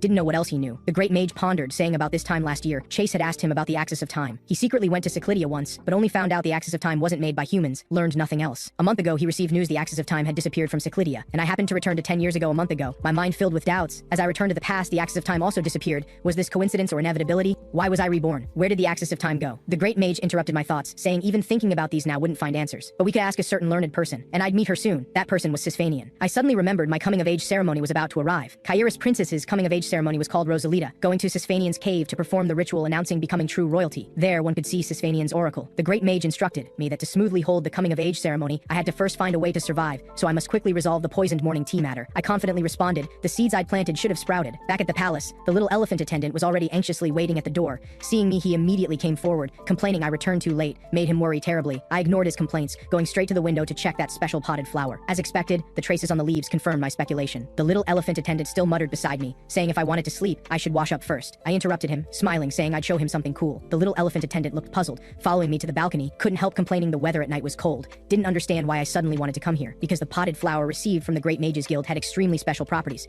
After it died, it would turn into fluorescent pollen and spread. Earlier, I deliberately pretended to slip in front of everyone, pouring that cup of poisoned morning tea into the pot, secretly observing the reactions of the servants around me. If a mortal touched this poison, they couldn't last even a day. If a plant absorbed the poisoned tea, naturally it couldn't survive either. But surprisingly, that potted flower didn't wither, instead remained vibrant, just like someone had switched it. The little elephant attendant leaned forward, looking at the expanse of blooming fluorescent pollen below, couldn't help exclaiming how beautiful. I already had my answer in my heart, even if the switch succeeded without being discovered. There was no way to casually discard the poisoned dead flower, had to keep it in the safest place, and that dead potted flower would ultimately lead me to catch the real culprit, the master of Hessia Palace, the poisonous queen. The next morning, the sky suddenly began drizzling. I stood quietly by the window, faintly hearing movement outside the door. I turned to actively greet the entering little elephant attendant. He didn't expect I'd wake so early today, saying in the past it was always him waking me up. Now that I woke myself, he felt somewhat unaccustomed. I told him I slept well last night and woke at dawn. The little elephant attendant joked it was truly rare, the sun would rise from the west. Speaking, he handed over the morning tea. I accepted the morning tea and took a light sip. Though the toxicity was extremely hidden, it was completely different from usual morning tea. The poisonous queen had actually increased the poison dosage. I set down the teacup, asking the little elephant attendant if there were any activities all nobles would attend recently. The little elephant attendant thought for a moment, responding, there was a meeting in 2 days, everyone had to attend. I picked up the morning tea and drank it all in one gulp, calculating that day was precisely the most suitable time to make the poison tea completely disappear from my life. So for now, let the poisonous queen freely run rampant before then. After drinking the tea, I silently took the antidote the great mage had given before. The little elephant attendant curiously asked what I'd been taking the past few days. I casually lied it was health supplements, also joking my body was weak, needed good care. Then I suggested we go to the breakfast gathering early today. The little elephant attendant quickly agreed, saying he'd prepare immediately. Since the incident at the equestrian performance venue, the second prince never appeared at breakfast gatherings again. This suited me fine. Didn't want him disrupting my plans anyway. Looking at the first prince beside me, I mentioned the roses in the garden were about to bloom. He looked at me, expression calm and unmoved. After a while, the first prince stood up, left without looking back. The little elephant attendant looked confused, asking why I suddenly mentioned roses. I responded coolly, saying I'd seen roses while walking. Recalled the first prince personally planting roses. Didn't mean anything else. After that, I went to exercise in the garden as usual. Barely practiced before, getting exhausted and gasping for breath. While resting, the great mage appeared. Looking at my somewhat pale complexion, he teased my condition seemed worse. Doing this every few days, did I have a habit of abusing myself? I explained if I didn't exercise stamina, the situation would only get worse. He asked what I wanted from this old man this time. I said directly there were 2 things I wanted to ask him. First was needing to know 2 people's identities. Second, wanted him to investigate some nobles' suspected involvement in suspicious cases, especially concerning the poisonous queen's family. The great mage smiled, saying these 2 things weren't difficult, just teased I loved ordering my master around too much. I said the poisonous queen would soon start trying to check me, but she'd have difficulty acting against mages. Now is precisely when I needed his power. The great mage raised an eyebrow, joking I wanted to use him as a shield. I shook my head, correcting it wasn't a shield but a weapon. And not just him, I needed many mages to help. Recalling my past life's tragedy, I frankly said I knew better than anyone how powerful, well-trained archmages were. So this life, I definitely had to form my own magic legion. Hearing magic legion, the great mage was greatly shocked, reminding me archmages weren't like knights, very difficult to grow through training. I firmly told him this was possible. I told the great mage about my previous life. Back then, when the king proposed forming a magic legion, no one agreed with him, but the king ultimately succeeded in forming the magic legion. However, after the magic legion stabilized, the king passed away, his cause of death highly suspicious. After that, the magic legion fell into the hands of the second prince who inherited the throne.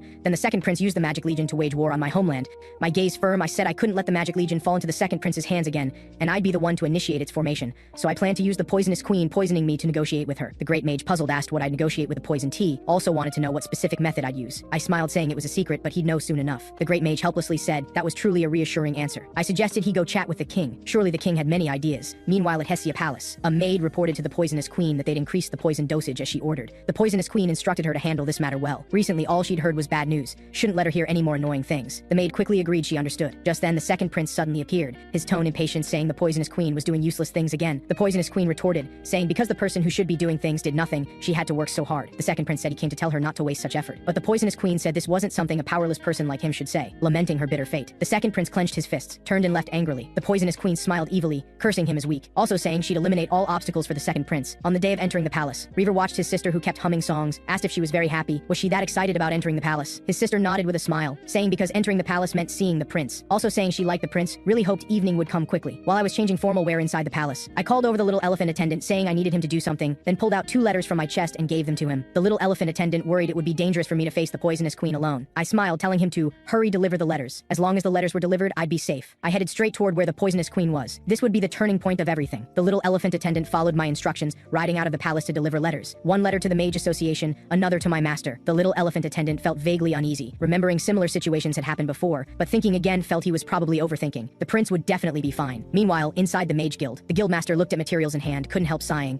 Just the public suspicious death cases were so many, yet these cases still hadn't been reported. Truly suspicious. The great mage said it was because they couldn't report. Those nobles afraid of trouble simply didn't dare raise these questions with the Brisson family, otherwise the next mysterious death case's protagonist might be themselves. The guildmaster curiously asked what the prince wanted to do with these materials. The great mage didn't know what he wanted to do either. Just then, the door was pushed open. The little elephant attendant rushed in, seeing both the guildmaster and great mage were there, couldn't help feeling relieved, then produced the letters, explaining these were from the prince for both of them. After the great mage read the letters' contents, he urgently asked the little elephant attendant where today's dinner banquet was being held. The little elephant attendant puzzled asked what was wrong, reminding without invitation letters, one couldn't enter the banquet. The great mage shouted anxiously, saying, there was no time to argue about this, your master might die. Only then did the little elephant attendant see the letters' contents, learning the prince was betting his life to find the poisonous queen. Also saying if an accident occurred, please ask the great mage to come rescue. Actually, an hour earlier, I'd already been alone in a room with the poisonous queen, looking at her before me. I said directly, let's stop wearing masks. The poisonous queen closed her fan, saying what would honesty change? I coldly responded, I'm telling you to take off your mask, not asking you to throw away your manners too. The poisonous queen sneered, saying she thought I wanted to say something, turned out just wanted to show off verbally. She'd even briefly looked forward to it, what a regret, saying the blood in my body was indeed lowly. I stopped circling, cutting straight to the point, bringing up the poisoned tea, telling her she should stop now, saying I'd been enduring drinking it before, but recently it was so nauseating I could barely swallow it. The poisonous queen feigned innocence, saying she completely couldn't understand what I was saying, didn't know why I was bringing this up. I'd anticipated her denial, calmly saying so you don't know, then pulled out a vial of medicine, explaining this could temporarily stop the heart. I continued, Silver had no reaction to this medicine. Magic reagents also couldn't detect it. Though I had Sisfanian's blessing, my heart shouldn't stop beating, but the blessing's power could only do one thing at a time. While stopping this medicine from taking effect, the poison from the tea I drunk would spread throughout my body. I looked at her asking so who would people suspect first? The poisonous queen suddenly burst into laughter, mocking whether I thought things would develop as I imagined. Also saying did I think this was her first time doing such things? She arrogantly admitted everyone in this world knew she was the one who sent my mother to heaven. I asked expressionlessly what she wanted to do. The poisonous queen sneered, saying just try it then. I picked up the tea on the table, tilted my head back and drank, calmly saying then, I take that as her refusal. The poisonous queen looked at me, cursing inwardly, foolish creature. Even the king didn't dare casually move against her. I actually thought anyone dared suspect her. The poisonous queen's heart swelled with arrogant certainty. In Kairos, there was nothing she couldn't obtain, to get everything she wanted, to eliminate those thorns blocking her path. Step by step devouring and accumulating, she firmly grasped the power she most desired. Only the throne remained, the one deficiency she'd yet to completely control. The announcement that the banquet was about to begin had just fallen when I suddenly began coughing violently. The poisonous queen laughed, saying I was merely a stepping stone for her ascent to the pinnacle of power. Also saying, let's bet on who could laugh last. We two arrived at the banquet venue one after another, and before even entering, my body fell uncontrollably to the ground. Surrounding me immediately rose a chorus of shocked cries. The first and second princes' faces changed drastically. The king's pupils contracted sharply, the wine glass in his hand crashed to the ground. The poisonous queen saw this, immediately shouting loudly for someone to call the divine official. That reaction so practiced as if it had always been thus. The guards looked panicked, speculating whether I'd been poisoned. Guests began whispering, some wondering if the drinks at the banquet had been tampered with. But immediately someone refuted. His Majesty the King hadn't even raised his cup yet. How could I have drunk first? Others speculated the poison was administered much earlier, quietly discussing who had been with me before the banquet began, yet quickly fell silent out of fear. The poisonous queen thought triumphantly, see, no one dares casually accuse me of being the culprit. This time, I still win completely. The king flew over like a madman to embrace me, hoarsely screaming my name, while urging the divine official to hurry, while tightly gripping my hand telling me not to fall asleep. I weakly called out father. This call instantly reminded the king of my mother's appearance on her deathbed. Back then, she had also weakly reached out her hand like this, entrusting him to take good care of their son, mother's figure, and my figure. Overlapped at this moment, the king's heart felt like it was struck hard by a heavy hammer, surging with endless regret and heart-wrenching pain. He swore he absolutely couldn't let tragedy repeat. The poisonous queen feigned a terrified expression, saying such terrible things actually happened in the palace. She was so frightened she didn't want to stay here anymore, wanted to return to Hessia Palace. The king, holding me, suddenly looked up, his eyes full of bloodshot, then sternly questioned the poisonous queen why she wouldn't even spare this son of his. The first prince's expression was grave, his gaze sharp as a torch staring at the poisonous queen. The second prince clenched his fists, his chest heaving violently. The poisonous queen turned back in shock, and this question made the entire venue explode, everyone whispering to each other. Actually, everyone had long harbored doubts but never dared speak openly, never expected the poisonous queen would be so brazen, completely disregarding the royal family's dignity. The poisonous queen showed no fear, directly calling the king's name, feigning innocence, saying she didn't understand what he was talking about, also falsely claiming I'd been plagued by illness all along. The king was furious beyond measure, exposing that when my mother collapsed, she had also summoned all Brisson knights and said the same words. The poisonous queen refused to admit it unto death, insisting my mother died of illness. Even if the king said so, there was no way to make her into the culprit. Also saying I was born weak and sickly, no one would agree with the king's accusations. She also said someone knew about my physical condition, proposed asking the princes who saw me every day at breakfast gatherings. The king trembled with anger, angrily rebuking her that was enough. But the poisonous queen still acted hypocritically, saying she was like this because of worry.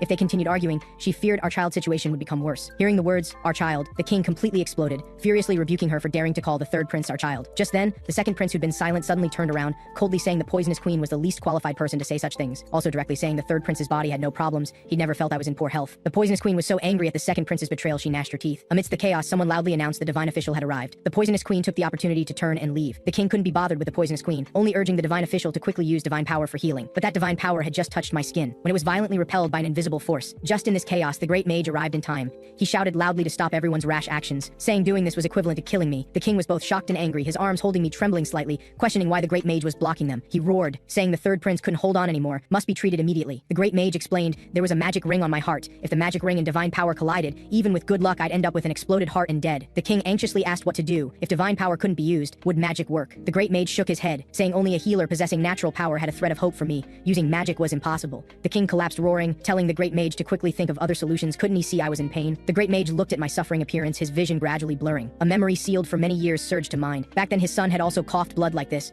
growing cold bit by bit in his arms. At that time he, like the king at this moment, could only watch helplessly as his loved one walked toward death. As consciousness was about to sink, I relied on instinct, weakly calling out master. The great mage took a deep breath, raised his hand to gently touch my forehead, the motion extremely tender. He murmured softly, never expected in his lifetime he'd cast the spell again. Me in his arms, in his eyes, was gradually overlapping into his son's appearance from years ago. The next second, a gentle pain relief spell's magic power instantly enveloped me. The pain receded like tide. At the same time, on the streets outside the palace, papers flying everywhere pointed directly at the Brisson family, butchers who killed 37 people. The Brisson family was instantly swept into a storm of public opinion. The family's past towering evil deeds overlapped with the current poisoning suspicions, triggering strong public condemnation, everyone demanding blood for blood and expelling the poisonous queen from the palace. Seeing this, nobles all felt endangered, fearing any connection whatsoever with the Brisson family. The great mage took the opportunity to relay my plan to the king, saying the third prince wanted to create a magic legion. They could use the poisonous queen being forced into a desperate situation to implement the plan. Hearing the words magic legion, the king was extremely shocked. This was exactly what he'd always wanted to do. He couldn't help murmuring, rare to have someone with the same idea as him. A week later, I was receiving a visit from the poisonous queen on my sickbed. She looked at me, her tone complex, saying the mage association was really busy. She didn't even know they'd also prepared those materials exposing the family's evil deeds. I responded coolly, couldn't understand at all what she was saying, also falsely thanking her for her care, letting me rest for a very long time. The poisonous queen's expression darkened, saying I'd lingered at death's door for a week. My voice sounded quite safe and sound. I coughed lightly, saying I almost went to meet the king of hell, couldn't chat with her too long. If there was nothing else, please leave. The poisonous queen's eyes flickered, saying she wanted to exchange conditions with me. I smiled, saying what she should have agreed to a week ago. Now the situation had reversed. She indicated I should state the conditions first. Also proposed if I came forward to clarify those materials weren't factual, she wouldn't oppose what I planned to do. I couldn't help laughing aloud, directly saying she seemed to have misunderstood something. From the beginning I didn't need her permission, asked back if she had no other cards left. The poisonous queen's face turned ashen, gritting her teeth, asking what exactly I wanted. Looking at her iron fan, a strong obsession surged in my heart. What I wanted wasn't just to save my life, but to quell that approaching war. I calmly stated my conditions, hoping the Brisson family would withdraw the Pavel Knights. The poisonous queen was shocked beyond belief, incredulously asking back if I meant withdraw all of them. The Pavel Knights were an important gift the Brisson Marquise gave the poisonous queen to check the king's personal guard. Eliminating them was equivalent to weakening half her power. I firmly added, disband the Pavel Knights and support my creation of the Magic Legion. Other than this, I won't compromise. The poisonous queen bit her lip, silent for a long time. I gestured to the little elephant attendant. He immediately walked before the poisonous queen, handed over a contract containing a vow seal. The poisonous queen saw the words vow seal. Her expression changed drastically. Asked what exactly I wanted to do. I explained, this was magic that carved the contract's contents onto each other's hearts. If the agreement was violated, the heart would immediately suffer destruction, instant death. Between you and me, this wasn't any trustworthy relationship. Only such a deadly vow could allow peaceful cooperation. I looked at the poisonous queen, my tone calm, telling her to decide for herself. Her fingertips trembled slightly, her gaze wandering back and forth between me and the contract, clearly weighing pros and cons. I quietly watched her, yet had already predicted her choice. I saw her lower her head, staring at the contract on the table, only a flash of struggle in her eyes, then immediately snatched the special brush dipped in contract ink from the little elephant attendant's hand. The brush tip crossed the paper. The poisonous queen unhesitatingly signed her name. Golden magic runes instantly lit up. The contract took effect. This life-staked agreement was thus completed. The magic power carved into our hearts bound the poisonous queens and my lives tightly together, never again to be separated. After that, the poisonous queen violently smashed the brush to the ground, suddenly lifted her skirts, turned to storm out the door. I calmly added, our brotherhood was never good. That day, the second prince stood up, not for me. If you'd said one more word of defense then, father would have drawn his sword on the spot and beheaded you. Hearing this, the poisonous queen's footsteps suddenly halted, standing dazed in place for a moment in contemplation. Only then did she realize her son had been considering her from beginning to end. Yet she'd been so foolish as to think she'd been betrayed by her own son. Truly ridiculous to the extreme. This power struggle, who could laugh last, remained unknown. As the words fell, the poisonous queen stopped lingering, quickly turned and walked out of the room. In the garden, the first prince was concentrating on pruning roses. Suddenly heard an attendant's report. The third prince had just awakened when the poisonous queen immediately came to visit. The first prince's fingertips paused. A rose flower inadvertently fell. He stared at the petals, couldn't help but sink into contemplation. In a trance, he remembered before the third prince lost consciousness. They'd shared a momentary eye contact. The third prince had also said the roses would bloom soon. The first prince instantly understood. From the beginning, the third prince wanted to pull him into this melee. In fact, he'd previously been observing out of curiosity about what this rose would bloom into. As thoughts flowed, he also remembered his usually willful second brother had actually voluntarily stood up to speak for the third prince. Various details connected, the first prince's heart suddenly understood. Indeed, something was quietly changing. On the other side, the great mage said, hearing the poisonous queen came to find the third prince, hurriedly rushed over. I casually tossed an eaten banana peel while casually responding bananas were really delicious. The great mage looked at my relaxed appearance, his tone carrying some helplessness, saying the third prince seemed to have a good appetite. I smiled and nodded, saying, anyway, ultimately the goal was still achieved. The great mage suddenly became serious, questioning how I could still smile. He said fortunately that pair of elf siblings appeared in time, otherwise right now it might be visiting me at my grave. If Reaver's sister wasn't a healer possessing natural power, I'd probably already be lying in a coffin. I was also somewhat surprised, didn't expect Sweet Sister was actually a healer. The great mage asked if I didn't know. I shook my head saying in my past life I only had contact with Reaver. But when I encountered Reaver, his sister was no longer in this world. The great mage grew more agitated, blaming me for directly drinking poison, lying down for a whole week with no countermeasures. Also asked what I was thinking. How could he feel at ease and trusting matters to me in the future? I somewhat guiltily called out Master I was wrong, also handed him a banana trying to ease the atmosphere. The great mage sighed, pulled something from his chest and tossed it to me. I puzzledly accepted it, discovering it was the identity proof I'd previously asked him to help process for Reaver and his sister. I asked the great mage while opening it to check whether forging proof documents was difficult. Only saw their surname was actually Baron. The great mage explained, it borrowed my previous name Baron. Also said he guessed these two children weren't ones I accidentally encountered and brought back. Looking at it, I suddenly discovered this proof wasn't forged but genuinely valid. I gratefully said Master considered things so thoroughly, making them look like people who originally lived here. The great mage said it was the king who helped facilitate it. The great mage changed tack, saying outside everyone was spreading that the third prince was the king's most beloved son. How did I feel? I froze, asking back if there really were such rumors. The great mage smiled in response. The king showed such excitement before nobles for me. How could such rumors not appear? I was silent for a moment, thinking darkly. These feelings shouldn't belong to me in the first place. After the great mage left, I told the attendant to clear away the banana peels. But the little elephant attendant suddenly looked stern, his expression serious. Then said heavily there was something he needed to report to me. Said he decided to resign from his position as my attendant. I was shocked, asking why. A sealed memory surfaced in the little elephant attendant's mind. In childhood, the room on the far right of the mansion's second floor always filled him with guilt. Back then he often chatted with his brother. His brother always lay dazed on the windowside couch, while he lay on the bed chattering about outside happenings. The Candyman grandpa at the alley entrance had set up his stall again. The neighbor's little dog learned to shake hands, who solved the difficult problem the teacher assigned. He spoke with enthusiasm, but didn't notice on his brother's pale face. The smile hid undeniable melancholy. Later his brother's condition grew worse and worse. By chance, he overheard his father's conversation with others. Learned his father had tried countless methods to save his brother. Also commissioned mages to make medicine but to no avail. At that young age he still didn't understand how cruel it was to describe things beyond reach to someone who couldn't personally experience them. Until later his brother sternly told him not to avoid eye contact, to properly look at the fact he was step by step walking toward death. Then one day, the house suddenly caught fire. In the chaos, someone shouted and carried him away from the inferno. And his brother, the day before his 15th birthday coming of age ceremony, chose self-termination. From that day summer went, autumn came, then welcomed winter, until hearing cicadas again, he shut himself in his room. Father really couldn't stand watching, forcibly brought him out of the room. He obediently lay on his father's shoulder, his expression still carrying some confusion.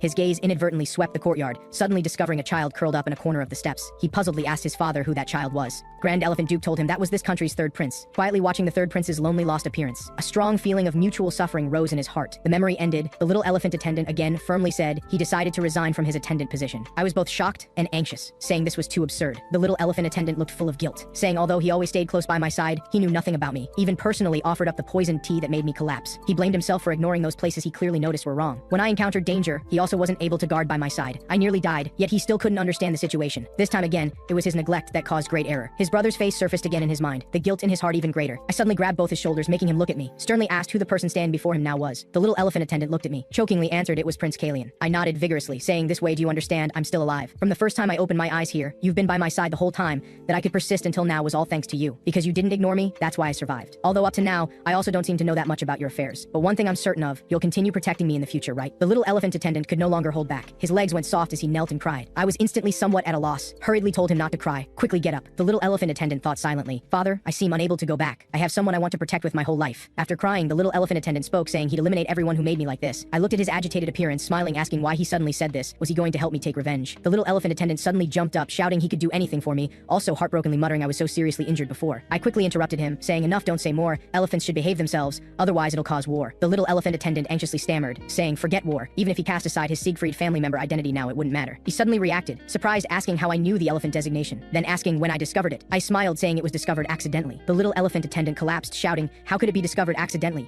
Also exasperatedly complaining his father was an idiot. I laughed heartily, saying let's make a bet, betting whether I'd grow taller than little elephant first, or little elephant would become grand elephant first. Drip drop drip drop, the rain outside the window gradually ceased. I gradually entered dreamland. In the dream, I opened my eyes wide. Before me actually appeared the original third prince's figure. We two stood face to face. The original third prince's face carried a gentle smile. My heart was full of surprise. He walked toward me step by step, walked directly before me, then he smiled shallowly, passed through my body. I instinctively turned back, saw the original third prince smiling as he ran toward the little elephant attendant and short-haired maid, standing intimately with them, also turned to show me a smile from the heart. I clenched my fists, slowly reached out my hand toward him. The original third prince showed a surprised expression, then smiled slightly at me, yet didn't hold my hand. He seemed to softly say something. My heart was suddenly shocked. He smiled again. The next second, I suddenly felt myself beginning to fall, kept falling down, until I could no longer see the original third prince's figure. A cool breeze struck. Turns out the wind blew the window open. I suddenly awoke from the dream, slowly sat up. Outside the window, the sky had just begun to brighten. I went out to the riverside, using Kairos' method, held a simple memorial for the third prince. The great mage asked if the original third prince completely disappeared. I nodded in response, indeed so. The great mage didn't understand why the third prince left so hastily, really didn't know what the rush was. My mind suddenly echoed with that blurred speech. That was the voice the original third prince left last. He said that life is for you. You must obtain everything you want to possess and live happily. If the previous life was a kind of shackle to him, then I also somewhat envied him, finally obtaining true freedom. Things had come to this. I wouldn't pretend ignorance about all this anymore. I'd already done too many things. Also accepted the third prince's entrustment. From now on, I should properly live my second life. A month later, the Pavel Knights were rapidly disbanded, the king's power further consolidated. The great mage formally announced they would form a magic legion, and my body had returned to normal. The clothes I usually wore were obviously too small. The little elephant attendant looked at me, proposed having the tailor come alter the ill-fitting clothes. He smiled, adding, saying the prince was at the age of growing, clothing size changes were normal. I nodded in agreement, frankly saying indeed quite a few clothes had sizes that were already too small, rather than laboriously having the tailor alter each piece. Might as well take this opportunity to custom make new ones. After changing clothes, I came to the king's reception room. The king saw me, smiled and beckoned, saying I'd grown taller again compared to last meeting, also gotten a bit fatter, complexion really good. I smiled in response, saying I'd just grown up a bit. The king turned to ask if various matters for the coming of age ceremony were prepared. The great mage spoke at this time, saying for the coming of age ceremony, he needed to introduce someone to me. He said that person was the mage who'd protect my safety during Rosalita this time. Blue mage came forward in greeting, saying meeting me was his honor. My heart was suddenly shocked, didn't expect to encounter Blue mage here. The king added from the side, saying Blue mage was very talented personnel in the Magic Legion. Let me learn from him along the way, get along well with him. I instinctively grabbed my chest area. This really was an unexpected special birthday gift. I turned to ask the great mage, when was the Magic Legion expected to be established? The great mage smiled, answering, the first step was to come up with the Legion's name, from specific personnel allocation to uniform customization. All matters weren't yet decided. The road ahead was still very long. Now they were just beginning to take the first step. Today, gathering everyone together was also for this matter. The great mage proposed leaving the Magic Legion's name for the king to decide. Hearing this, I smiled lightly, calling the great mage. This time he asked the right person. The king nodded slightly, his expression carrying some certainty. Then frankly said he'd already thought of a name long ago. It would be called Balkan. The great mage joked. Seemed the king had been waiting for him to ask. If he hadn't asked, it would have been bad. The king retorted, saying the great mage asked him first. As the two argued back and forth, I turned to ask Blue mage how was it. Blue mage froze, didn't react for a moment. I explained. I was asking how he felt about calling the Magic Legion Balkan. The great mage at the side smoothly interjected, smiling, asking Blue mage if he didn't think it was a great name. Blue mage quickly nodded in agreement. Indeed, a very great name. Seeing no one objected, the king smiled and decided, confirmed using Balkan as the Magic Legion's official name. Later, in a secluded forest, I told the great mage about my history with Blue mage. The mage was somewhat surprised after hearing. Didn't expect we had such a past between us. Also asked if I wanted to switch people out. I shook my head, saying no need to do that. The great mage was somewhat worried. I firmly told him the current Blue mage was different from his past self. The future I knew had also changed with the times. However, I wouldn't easily let him off. After leaving the palace, I quietly came to the baron's residence. The baron saw me, quickly bowed in greeting, his tone carrying some feeling of being flattered. I indicated he should sit, saying long time no see. This time I came because I couldn't be discovered by others, so didn't contact in advance, could only hide my identity to visit. The baron quickly said my arrival was his honor. I didn't beat around the bush, saying directly, this time I came to call in the favor of saving his life. Then asked what Pollen Merchant Group had been trading recently. The baron truthfully responded, saying not long ago they just began diamond trading with the Divine Nation Dan here. Also had horse and equipment trading with the royal family, but he knew these weren't the answer I wanted. Finally added, saying currently there were no other ongoing trades. I continued asking him, besides managing the merchant group, could other areas also be managed well? The baron confidently responded, as long as there were sufficient personnel and money, nothing couldn't be done. I nodded, reminding him, although there were personnel and money, the Brisson family would definitely interfere. The baron puzzledly asked back, wouldn't I be by his side? I answered without hesitation, that's right, I'd always be there. Then I couldn't help laughing aloud, saying seemed I'd asked a bad question. The baron, seeing this, immediately said with personnel, money, plus me checking the Brisson family, then there'd be no problem. Seeing this, I directly stated my purpose, saying we were planning to create the Magic Legion. The budget was sufficient, also had people who could manage the great mages, now only lacking a manager. The baron puzzledly asked, was this the method of repaying the life-saving grace? I shook my head, saying the grace of saving his life, he'd already repaid. The baron's eyes were firm, saying, then he'd do his utmost. I cheered silently in my heart. Done. The original who should have died at the 15-year-old coming-of-age ceremony, after my arrival changed destiny, I kept all the people I could trust by my side. What remained was to meet Sisfanian's oracle at Rosalita, ask clearly the reason all this happened. The scene came to the evening of my birthday. Nobles all gathered in the palace banquet hall, in unison wishing me happy 15th birthday. I accepted everyone's congratulations, step by step walking toward the center of the banquet hall. The second prince leaned alone against the palace pillar, his expression complex. I actively walked forward, smiling greeting, saying long time no see. The second prince still used that insulting designation, calling me Blood Eye. I put away my smile, seriously telling him, brother, I won't turn a deaf ear to this insult anymore from now on, my name is Callian. The second prince sneered, then directly said I wasn't Callian. My heart jumped, didn't expect he'd actually noticed. The second prince sneered once, stepped forward, his eyes sharp, saying, you can ride horses, use blades, and talk back. These were all things the previous Callian wouldn't do. Then pressed asking who I was, seeing I didn't answer. The second prince walked another step closer to me, telling me to hurry up and confess. I instinctively clenched my fists, cold sweat seeping from my brow, but in my heart I admonished myself, I was no longer the prince who lost his homeland because of the second prince. The person before my eyes also wasn't yet that mad king who destroyed Cyclidia. I slowly released my hands, smiled, saying, right now I can't understand what you're saying. After all of this still needed confirmation from Sisfanian's oracle about the ins and outs before saying more. Right now I couldn't tell others any information about myself. During the ball's break time, I found the great mage and told him about my conversation with the second prince. The great mage said to me in a low voice, even if the second prince acted like a hooligan, he absolutely wasn't someone with shallow thinking. I was somewhat surprised, asking back if the second prince had such an image in the great mage's eyes. The great mage nodded, saying the second prince was actually a very calm, rational person. The great mage continued, saying, although although the second prince should first pretend not to know, but of course wouldn't truly believe. I puzzledly asked, make him believe what? The great mage reminded me, I'd already said before I was no longer someone else, just the third Prince Galleon. I nodded, responding, saying I indeed said so. The great mage also said although I'd decided to abandon Baron's identity, to completely forget the past probably wasn't so easy yet, then pulled out a ring from his chest and tossed it to me, saying if occasionally there was need to reference this old man's opinion, he was willing to worry together with me. I curiously asked if he'd cast communication magic on it. The great mage nodded, confirming, saying except for the range Sisfanian's abilities could reach, other places could all connect, although it couldn't be used inside the palace. As long as outside the palace he could reply to me anytime. I happily agreed, saying this feeling was really good, like being together with Master all the time. The great mage looked at me, asked if I was worrying about something. After all, weren't those accompanying me now all people I trusted? I hesitantly asked back, was it really so? At this time, a knight came forward, respectfully greeting me, saying he was the commander leading the Siegfried Knights. Their knights would escort me to Sisfanian's cave located in Siegfried territory. I looked at the neatly arrayed, imposing knights, instantly felt very reassured, except what was with the indignant anger on their faces. At this time the little elephant attendant smiled and came forward saying it was time to depart. I instantly understood. The knights belonged to the grand elephant family. I used their high and mighty young master as an attendant, so they couldn't stand it. I smiled mischievously, telling the little elephant attendant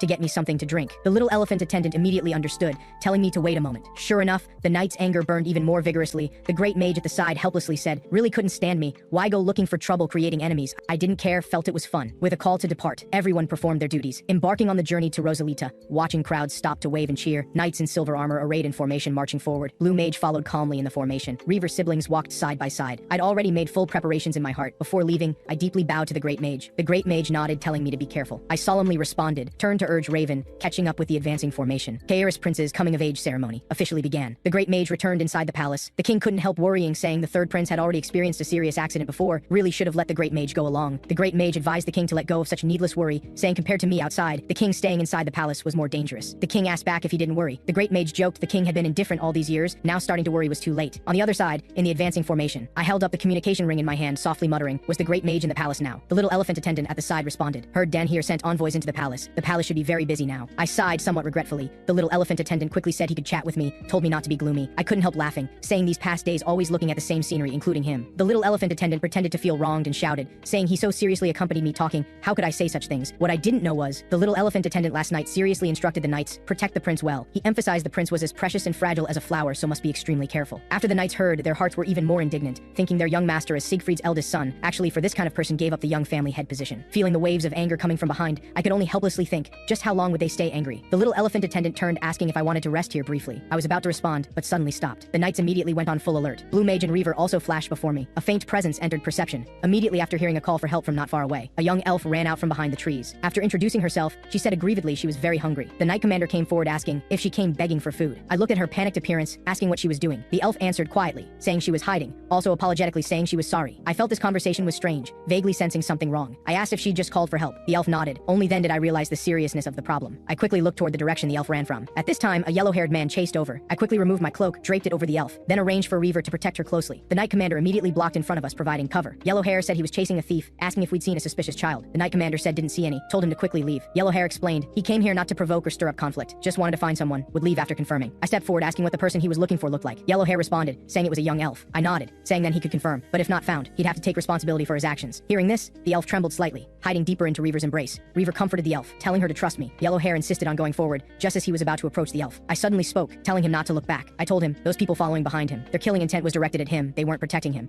Once he confirmed that child's identity, arrows would shoot over. Hearing this, yellow hair instinctively looked back. Several cold arrows had already broken through the air. I swiftly swung my blade, knocking down all the incoming arrows. Having saved yellow hair, I grimaced and said lowly, told you not to look back, now it's troublesome. The moment arrows broke through the air, Blue Mage reacted extremely fast, instantly activating magic to construct a protective barrier, blocking all incoming attacks. The accompanying knights immediately shouted loudly to protect the prince. The knight commander made a decisive judgment, ordering some knights to chase and investigate, while warning not to pursue too far to avoid ambush. I looked toward the direction the arrows came from, understanding in my heart the arrow rain didn't continue falling, seemed the attackers had already chosen to retreat. That yellow-haired man we saved secretly used peripheral vision to observe the surroundings, his eyes full of vigilance. Reaver turned to instruct Blue Mage, telling him to watch over that elf child, while he quickly came to my side to check the situation. Reaver had just walked before me when suddenly his expression changed drastically, shouting loudly to warn me to watch out behind. Everyone had no time to react. Already saw a black shadow had quietly enveloped me. The sharp blade thrust directly at my heart. I instinctively dodged sideways, casually blocked this fatal strike. My wrist turned, the long sword counterattacked, directly piercing Yellowhair's heart. The knights seeing this were all shocked, discussing one after another that the prince could actually use magic, or marveling at my swordsmanship. The little elephant attendant was even more anxiously jumping, rushing to my side, constantly muttering, saying what if I got injured, also complaining I'd only learned superficial magic and swordsmanship. Always so reckless, he was really worried to death. But the knights couldn't help refuting the little elephant attendant, saying young master, what you said was completely completely wrong. Where was there someone fragile as a flower who could beat enemies like this? I didn't bother with their dispute. Walked forward, pulling off the cloak covering the elf, asked what exactly she stole. The elf, frightened, shook her head repeatedly, saying the thing was stolen by her companion. She knew nothing. Looking at her pitiful and panicked appearance, I was truly at a loss. Could only call Blue Mage over, having him help clarify what the elf said, also specifically reminding him this child's answers always came one step earlier than questions. Blue Mage responded and came forward. After some questioning, reported to me, said the elf's name was bestowed by the Mother Tree, lived in Siliska Forest. The elf traveling with her stole the attacker's things. She got separated from her companion while being chased. After that, she encountered us. As for why she answered questions in advance, she herself wasn't clear. I pressed asking if she had precognition abilities. She quickly denied. I sighed, telling Blue Mage to take her and withdraw. The little elephant attendant immediately came forward asking what I planned to do. I pondered a moment, saying if we let her be alone, she'd soon be hunted again. Anyway, our route was the same. Might as well first send her near the forest. Detailed investigation could be left to nearby lords. At this time, the Knight Commander came forward, saying there was something he wanted to take up some of my time. He searched out a suspicious thing from the attacker I'd killed earlier. I took that small pouch and opened it. Couldn't help but be shocked in my heart. The Knight Commander saw my expression was off, quickly asked if I knew what this was. I nodded, responding, of course I knew, because I'd eaten it before. Looked like I had to personally talk with that yellow hair. Yellow hair saw me walking toward him, his expression complex. He said he'd originally thought I was just a rich family's young master. Seemed more than that. I frankly admitted my identity was more noble than he thought, then got straight to the point, asking if he knew what was in that box. Yellow hair honestly answered he thought it was good stuff. That's why he stole it from those attackers. Each of them had one in hand, but he didn't know what it was. I pressed asking what those people were looking for. Yellow hair shook his head, saying didn't know. I continued asking if he recognized those people. He said the others all wore masks, couldn't see faces, also couldn't remember other characteristics. I looked at his eyes, confirmed he wasn't lying, then asked why he helped those people. Yellow hair hesitated a moment, saying those people threatened him with his wife. I immediately promised, no matter what happened, I would protect his wife. Hearing this, yellow hair finally relented, said those people lost something the size of a fingernail, a transparent bead. He also didn't know what it was, but the other party said, must have Donhere's divine official confirm that item to get answers. My heart stirred. Donhere's divine official? Could what they lost be a divine artifact? Donhere's divine officials had always used divine artifacts' power to replace divine power. Seemed they were now collecting divine artifacts everywhere. Such a precious item being stolen, the other party having such big movements was understandable. But what puzzled me was, why did those attackers have this kind of medicine? This was medicine Cyclidia spies used for suicide when missions failed, and could only be obtained through White Eagle. Yellow hair seemed to remember something, added he'd heard what seemed like the leader's nickname, called Blue Willow Warbler. Cyclidia spy codename? I repeated the name Blue Willow Warbler, thinking, Father, how come your bird didn't stay in the homeland, but flew here instead? Evening. When we arrived at Ratland, it began pouring rain. The local Lord Count enthusiastically welcomed us into the castle, holding a banquet in our honor. He laughed heartily, saying he really never thought one day he could personally receive the prince. This was supreme glory for him. Also said this rain came too coincidentally, just like heaven deliberately arranged for him to serve me. I looked at his fawning appearance, my mind surfacing the little elephant attendant's previous question. He asked if I had any impression of the Count, saying he was one of those who previously sent me gifts. I'd remembered at that time that name on the gift list, and his gift was also returned by me. I still remembered he originally supported the first prince, but 6 years ago switched to supporting the second prince. After that, immediately sent gifts to me. Truly a fence-sitter. Surely last year he also used this kind of sweet talk,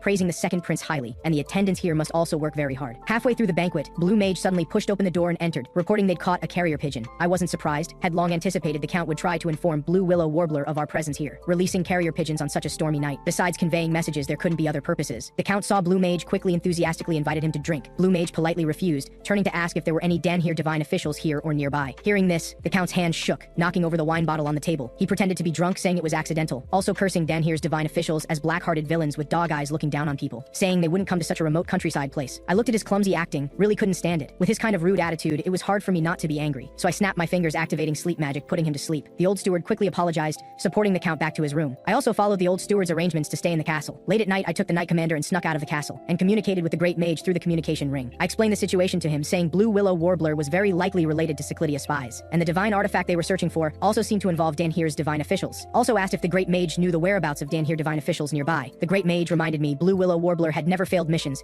She couldn't possibly not recognize my identity. I said I'd be cautious, asked the Great Mage to help inquire about nearby Danhir divine officials' locations. I had to investigate clearly. What was the spy's purpose for meeting the divine official? After hanging up communication, I followed previous clues to find Blue Willow Warbler's hiding place. She stayed in a rundown tavern working as a server. I pushed open the tavern's creaking wooden door, stepped into the dim interior. Her hand movements paused, but her face showed not much surprise. I had no extra pleasantries, directly got to the point, saying she knew my identity right. Blue Willow Warbler put down the cleaning cloth in her hand, frankly admitted knowing I was the third prince. That's why she warned us not to interfere, but I still acted rashly. She paused, saying I didn't look so easy to deal with. I looked directly at her, asking if the elf chased before died. She gently shook her head, said the elf escaped into the forest, she couldn't catch her. Looking at her micro expressions, I knew she wasn't lying. Then she showed regret, saying if she'd known things would be so complicated, she wouldn't have chased back then. She indicated the current situation wasn't what she wanted to see, since both sides had no great losses, hoped I wouldn't interfere in this matter anymore. She'd also let the elf child go. I smiled faintly, directly refusing, said having gone to the trouble of finding here, how could I return empty-handed? As long as she answered a few questions, I'd leave once I got answers. I asked why she wasn't a divine official yet searched for divine artifacts. Blue Willow Warbler said divine artifacts were very valuable recently. I asked again if she was selling divine artifacts. She frankly said yes, relying only on main profession earned too little. I pressed asking why she chose countryside, not Kaeris. Blue Willow Warbler explained no one there was willing to pay high prices, and here she knew buyers. I understood in my heart, people acquainted with Cyclidia's spies, who sold sold Kairos intelligence yet didn't request Blue Willow Warbler provide Cyclidia intelligence, but purchased divine artifacts from her, only one conclusion remained, namely traitors. I stared at her eyes, asked the final question. The divine artifact buyer was the Count right? Blue Willow Warbler hesitated a moment, said this question was hard for her to answer. I knew asking further wouldn't yield results, so stood to leave. The Knight Commander and I rode back, along the way communicated with the Great Mage again. The Mage told me the Count was lying, he hid the divine official by his side, buying and collecting divine artifacts at high prices, even sold Kairos intelligence to Cyclidia spies. I nodded, saying I'd return to the Count's castle immediately, because I always felt he hadn't truly gotten drunk. Returning to the castle, from far away heard the little elephant attendant and the Count's old steward arguing, so I quickly climbed through the window into the bedroom. The little elephant attendant was still angrily saying he'd already said many times. The prince went out for a walk, accusing the old steward of being too rude, actually repeatedly asking about the prince's whereabouts. The old steward pleaded for just a few minutes, said Lord Count wanted to apologize for his behavior at the banquet earlier, hoped to know when I'd return. The little elephant attendant was extremely angry, saying he was so rude, didn't need to apologize at all, also drove him away. At this time I opened the door, feigning anger, saying the noise made it impossible for me to rest properly. The old steward saw me greatly shocked, quickly apologized, saying didn't know I was resting inside.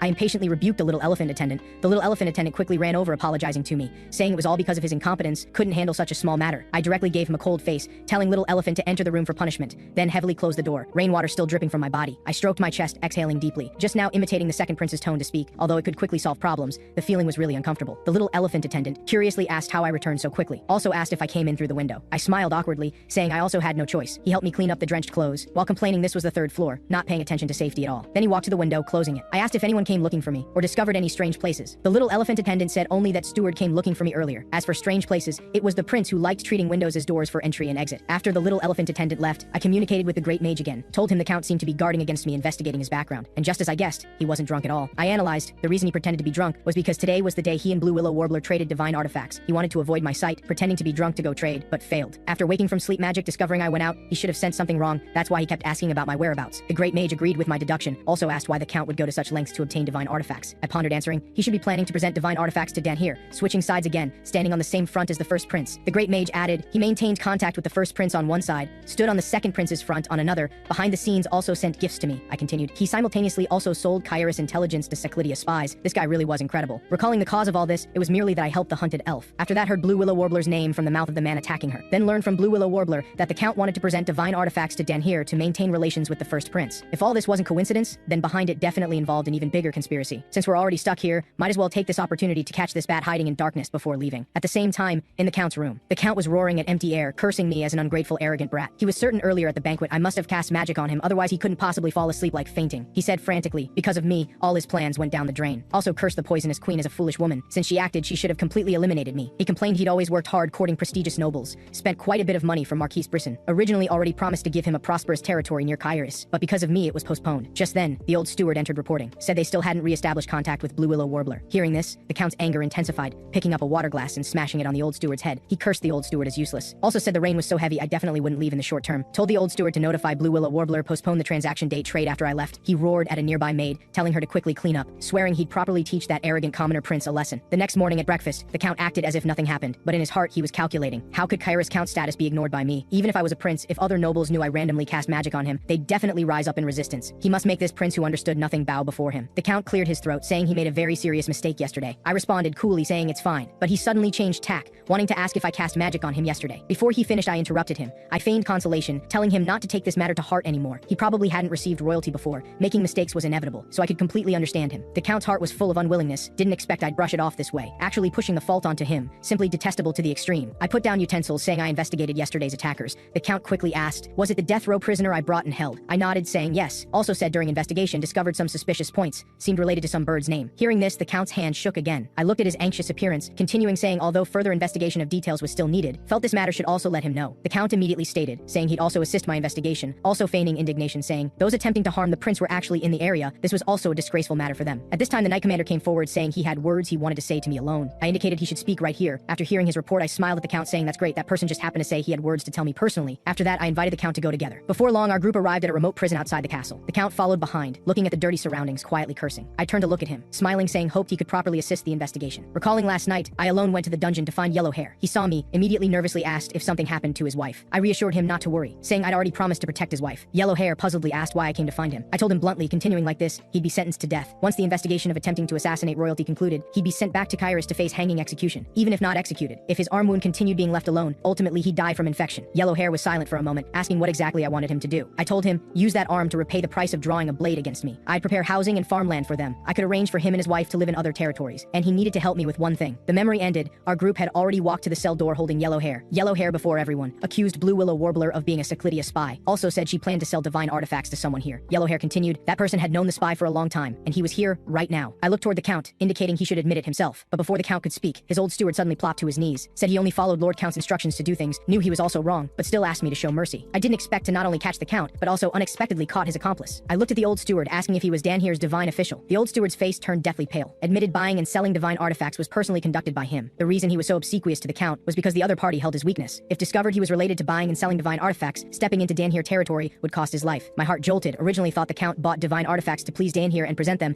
Didn't expect he was actually selling divine artifacts. I pressed the old steward, asking who he sold divine artifacts to. The old steward answered trembling, sold to the poisonous queen's older brother. I instantly understood. The Viscount was courting Danhere. He betrayed the second prince, chose to stand on the first prince's front. This meant he betrayed his own Brisson family. The trap I set to catch the bat actually caught even bigger prey. After instructing knights to take both of them away, I informed the great mage of the situation through the communication ring. The great mage asked what I planned to do. I pondered, saying this matter would cause great commotion. Might as well first discuss with the king. I also asked him in his own name to write a letter to the Count for me. After hanging up communication, I instructed the knight commander to go help the Yellow Hair imprisoned in the underground dungeon treat his arm wound. Now it was too late for treatment. Probably could only amputate. Remember, after treating the wound, have him take the medicine I gave. The knight commander respectfully acknowledged. I also turned to Reaver, telling him to find Yellow Hair's wife, send her to a safe place nearby. After bringing Yellow Hair out of prison, arrange for the couple to reunite. Just finished handling these matters, the door was pushed open, the elf bounced in. Sweet sister somewhat embarrassedly explained she came to clean. The elf heard there were birds here, so followed along. Also asked me not to blame her. I helplessly shook my head, but inwardly muttered Blue Mage wasn't around, really worrying. The elf curiously pointed at the bird cage in the corner, asking what to do with the carrier pigeon. Would we continue bringing it along afterward? I shook my head, saying this carrier pigeon would be sent away tonight. The elf pulled Sweet Sister together to the bird cage,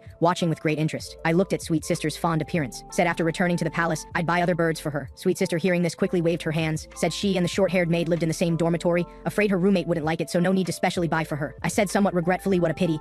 Then I spoke, when I go to dinner later, help open the bird cage. Also instructed her, don't forget to open the window, there'll be a visitor. Night fell. I sat alone in the room waiting. Before long, sensed someone approaching. I closed my book, spoke praising Blue Willow Warbler's speed. Blue Willow Warbler stood on the balcony, her expression complex, saying, the letter's contents made her feel deeply. If you don't want what you've done to reach White Eagle, then come find me. Blue Willow Warbler looked directly at me, questioning why I threatened her. I calmly responded, if she could hand over evidence of the Count buying and selling divine artifacts and selling Kyra's intelligence to me, I'd keep her secret. Blue Willow Warbler was silent for a long time. I pressed, asking if this was her answer, but she suddenly launched an attack. Several bullets containing powerful magic flew toward me. My heart jumped, remembering in the past she used blades. I quickly activated a magic array to protect myself. The knights outside heard the commotion, immediately shouted loudly there was enemy invasion. I snapped my fingers, closing the door, commanding them in a low voice not to come in. I looked at Blue Willow Warbler, asking if she really came with the determination to kill me. Also asked if she had other tricks. Blue Willow Warbler bit her teeth silently, suddenly jumped up. A short sword appeared in her hand somehow, thrusting toward me. I thought in my heart I only had an ordinary iron sword, couldn't use sword energy, had to quickly decide victory. After several rounds, I knocked away Blue Willow Warbler's short sword. She lost her weapon, but the next second she found an opportunity to get close, releasing magic attack toward me, just about to be killed by her. I dodged sideways, still couldn't help releasing sword energy, while swinging sword to parry. Clang sound. My iron sword directly broke. Blue Willow Warbler looked at me with complete shock, disbelievingly saying how could I possibly be a sword master. I looked at her panicked appearance, suddenly called out her real name. Blue Willow Warbler's whole body stiffened, her expression changed drastically, trembling, asking how I knew her real name. I stepped forward, grabbing her chin, questioning why her mouth didn't contain poison, as a Cyclidia spy should always keep poison in mouth. I released my hand, coldly saying, speak out the evidence you know. Blue Willow Warbler staggered back a step, asking if I'd let her go if she spoke. I sneered, saying everyone said Cyclidia people would rather die than surrender. Seemed she was an exception. I didn't know if this was her nature, or if something changed her. Blue Willow Warbler's eyes flickered, saying I'd better just let her go. She spoke threatening me, as a swordmaster actually carrying weapons worse than guards, just like deliberately hiding strength. If I didn't want to be discovered, let her go, otherwise she'd immediately tell outside knights what she saw. My heart was mixed with feelings. The past Blue Willow Warbler never betrayed Cyclidia. She originally used blades, and wasn't someone who'd use such means to threaten others. The her I knew wasn't like this. I stepped forward, grabbing her collar, sternly saying if she wanted to survive, shouldn't do these suicidal things before me. After all the secrets she knew weren't important enough to be worth sparing her life. So I released her collar, telling her to speak out the truth she knew. Then I wouldn't interrogate her anymore, and regarding her interrogation would be conducted by White Eagle. Blue Willow Warbler's heart died like ashes, confessing everything she knew. At the same time, in the Count's room, he stared at the Great Mage's letter on the table, trembling with anger. The Count gnashed his teeth, thinking the Great Mage dared threaten him like this. Could the Great Mage have noticed his divine artifact trafficking? He thought he'd also had enough of living like a dog groveling. Anyway, he prepared a hiding place. Might as well just leave. He strode toward the hidden treasury, opening the cabinet door. The full room of treasures shone with golden light. light. The Count didn't take any of them, but walked directly to the deepest part, taking out a carved wooden box, slowly lifting the box lid. The next second, Blue Mage suddenly appeared, raising his hand to close the box, snatched it away. The Count turned back in terror, seeing Blue Mage smiling standing in the room. Blue Mage said he was the third prince's mage, also thanked him for personally bringing out the evidence, then changed tack, would definitely convey to the cunning stinking mage and commoner prince. He was willingly handing these things over. Soon, Blue Mage brought the divine artifacts to my room. He also separately found the transaction records Blue Willow Warbler mentioned were hidden in the tavern, as well as evidence of selling Kyra's intelligence. I accepted the box, saying to him, "You've worked hard.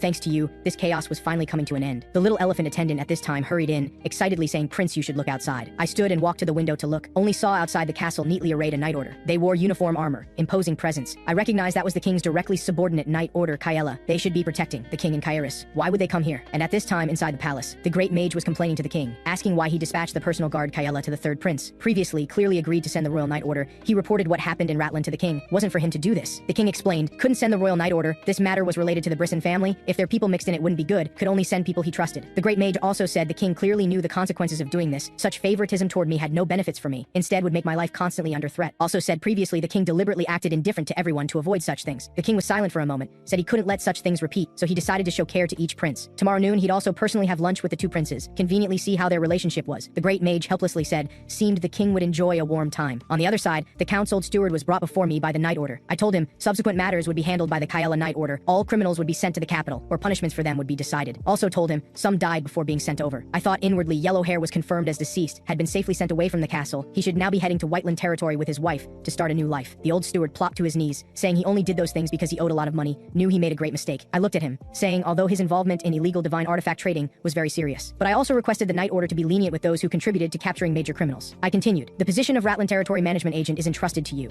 In the future, he must wholeheartedly pledge loyalty to me. The old steward looked completely shocked, disbelievingly asking if he really could be territory management agent. After receiving my affirmative answer, he quickly kowtowed in thanks. After handling Ratland matters, the journey to Sisfanian's cave resumed once more. Along the way came much news. The count was currently sentenced to life imprisonment. His title had also been revoked. As for Blue Willow Warbler, she was publicly executed. Heard that day Kairos Square was covered with Renacida leaves. Its leaves had very strong water absorption. Spreading them on the square was to prevent criminals' blood from staining the white ground. This also meant criminals faced public beheading. News also came from the palace. The first and second princes recently had some conflict. The first prince determined those who previously attacked me were sent by the poisonous queen. The second prince refuted, saying the first prince had deep misunderstanding, said his mother absolutely had no such intention. The first prince also brought up, heard after the third prince left, the second prince never touched alcohol again. The second prince asked back if the first prince missed the alcohol smell on him. The first prince shook his head, saying he only hoped he could learn to be quieter. As the words fell, he stood and left. The second prince, hearing this, on the spot bent the fork, harshly threw it on the ground. He roared already like this, what more quiet did he want? And my journey wasn't smooth. Just left Ratland not long, encountered mudslides triggered by heavy rain. The knight commander suggested taking other routes. I looked at the road blocked by mudslides, couldn't help cursing the damned rain, thinking trapped in Ratland because of rain, now having to detour because of mudslides. Various reasons stacking up, making the moment I could hear the oracle constantly unnecessarily delayed. Just as I was extremely vexed, the elf suddenly grabbed my hand, looking up with her small face saying why not return to the elf village with her.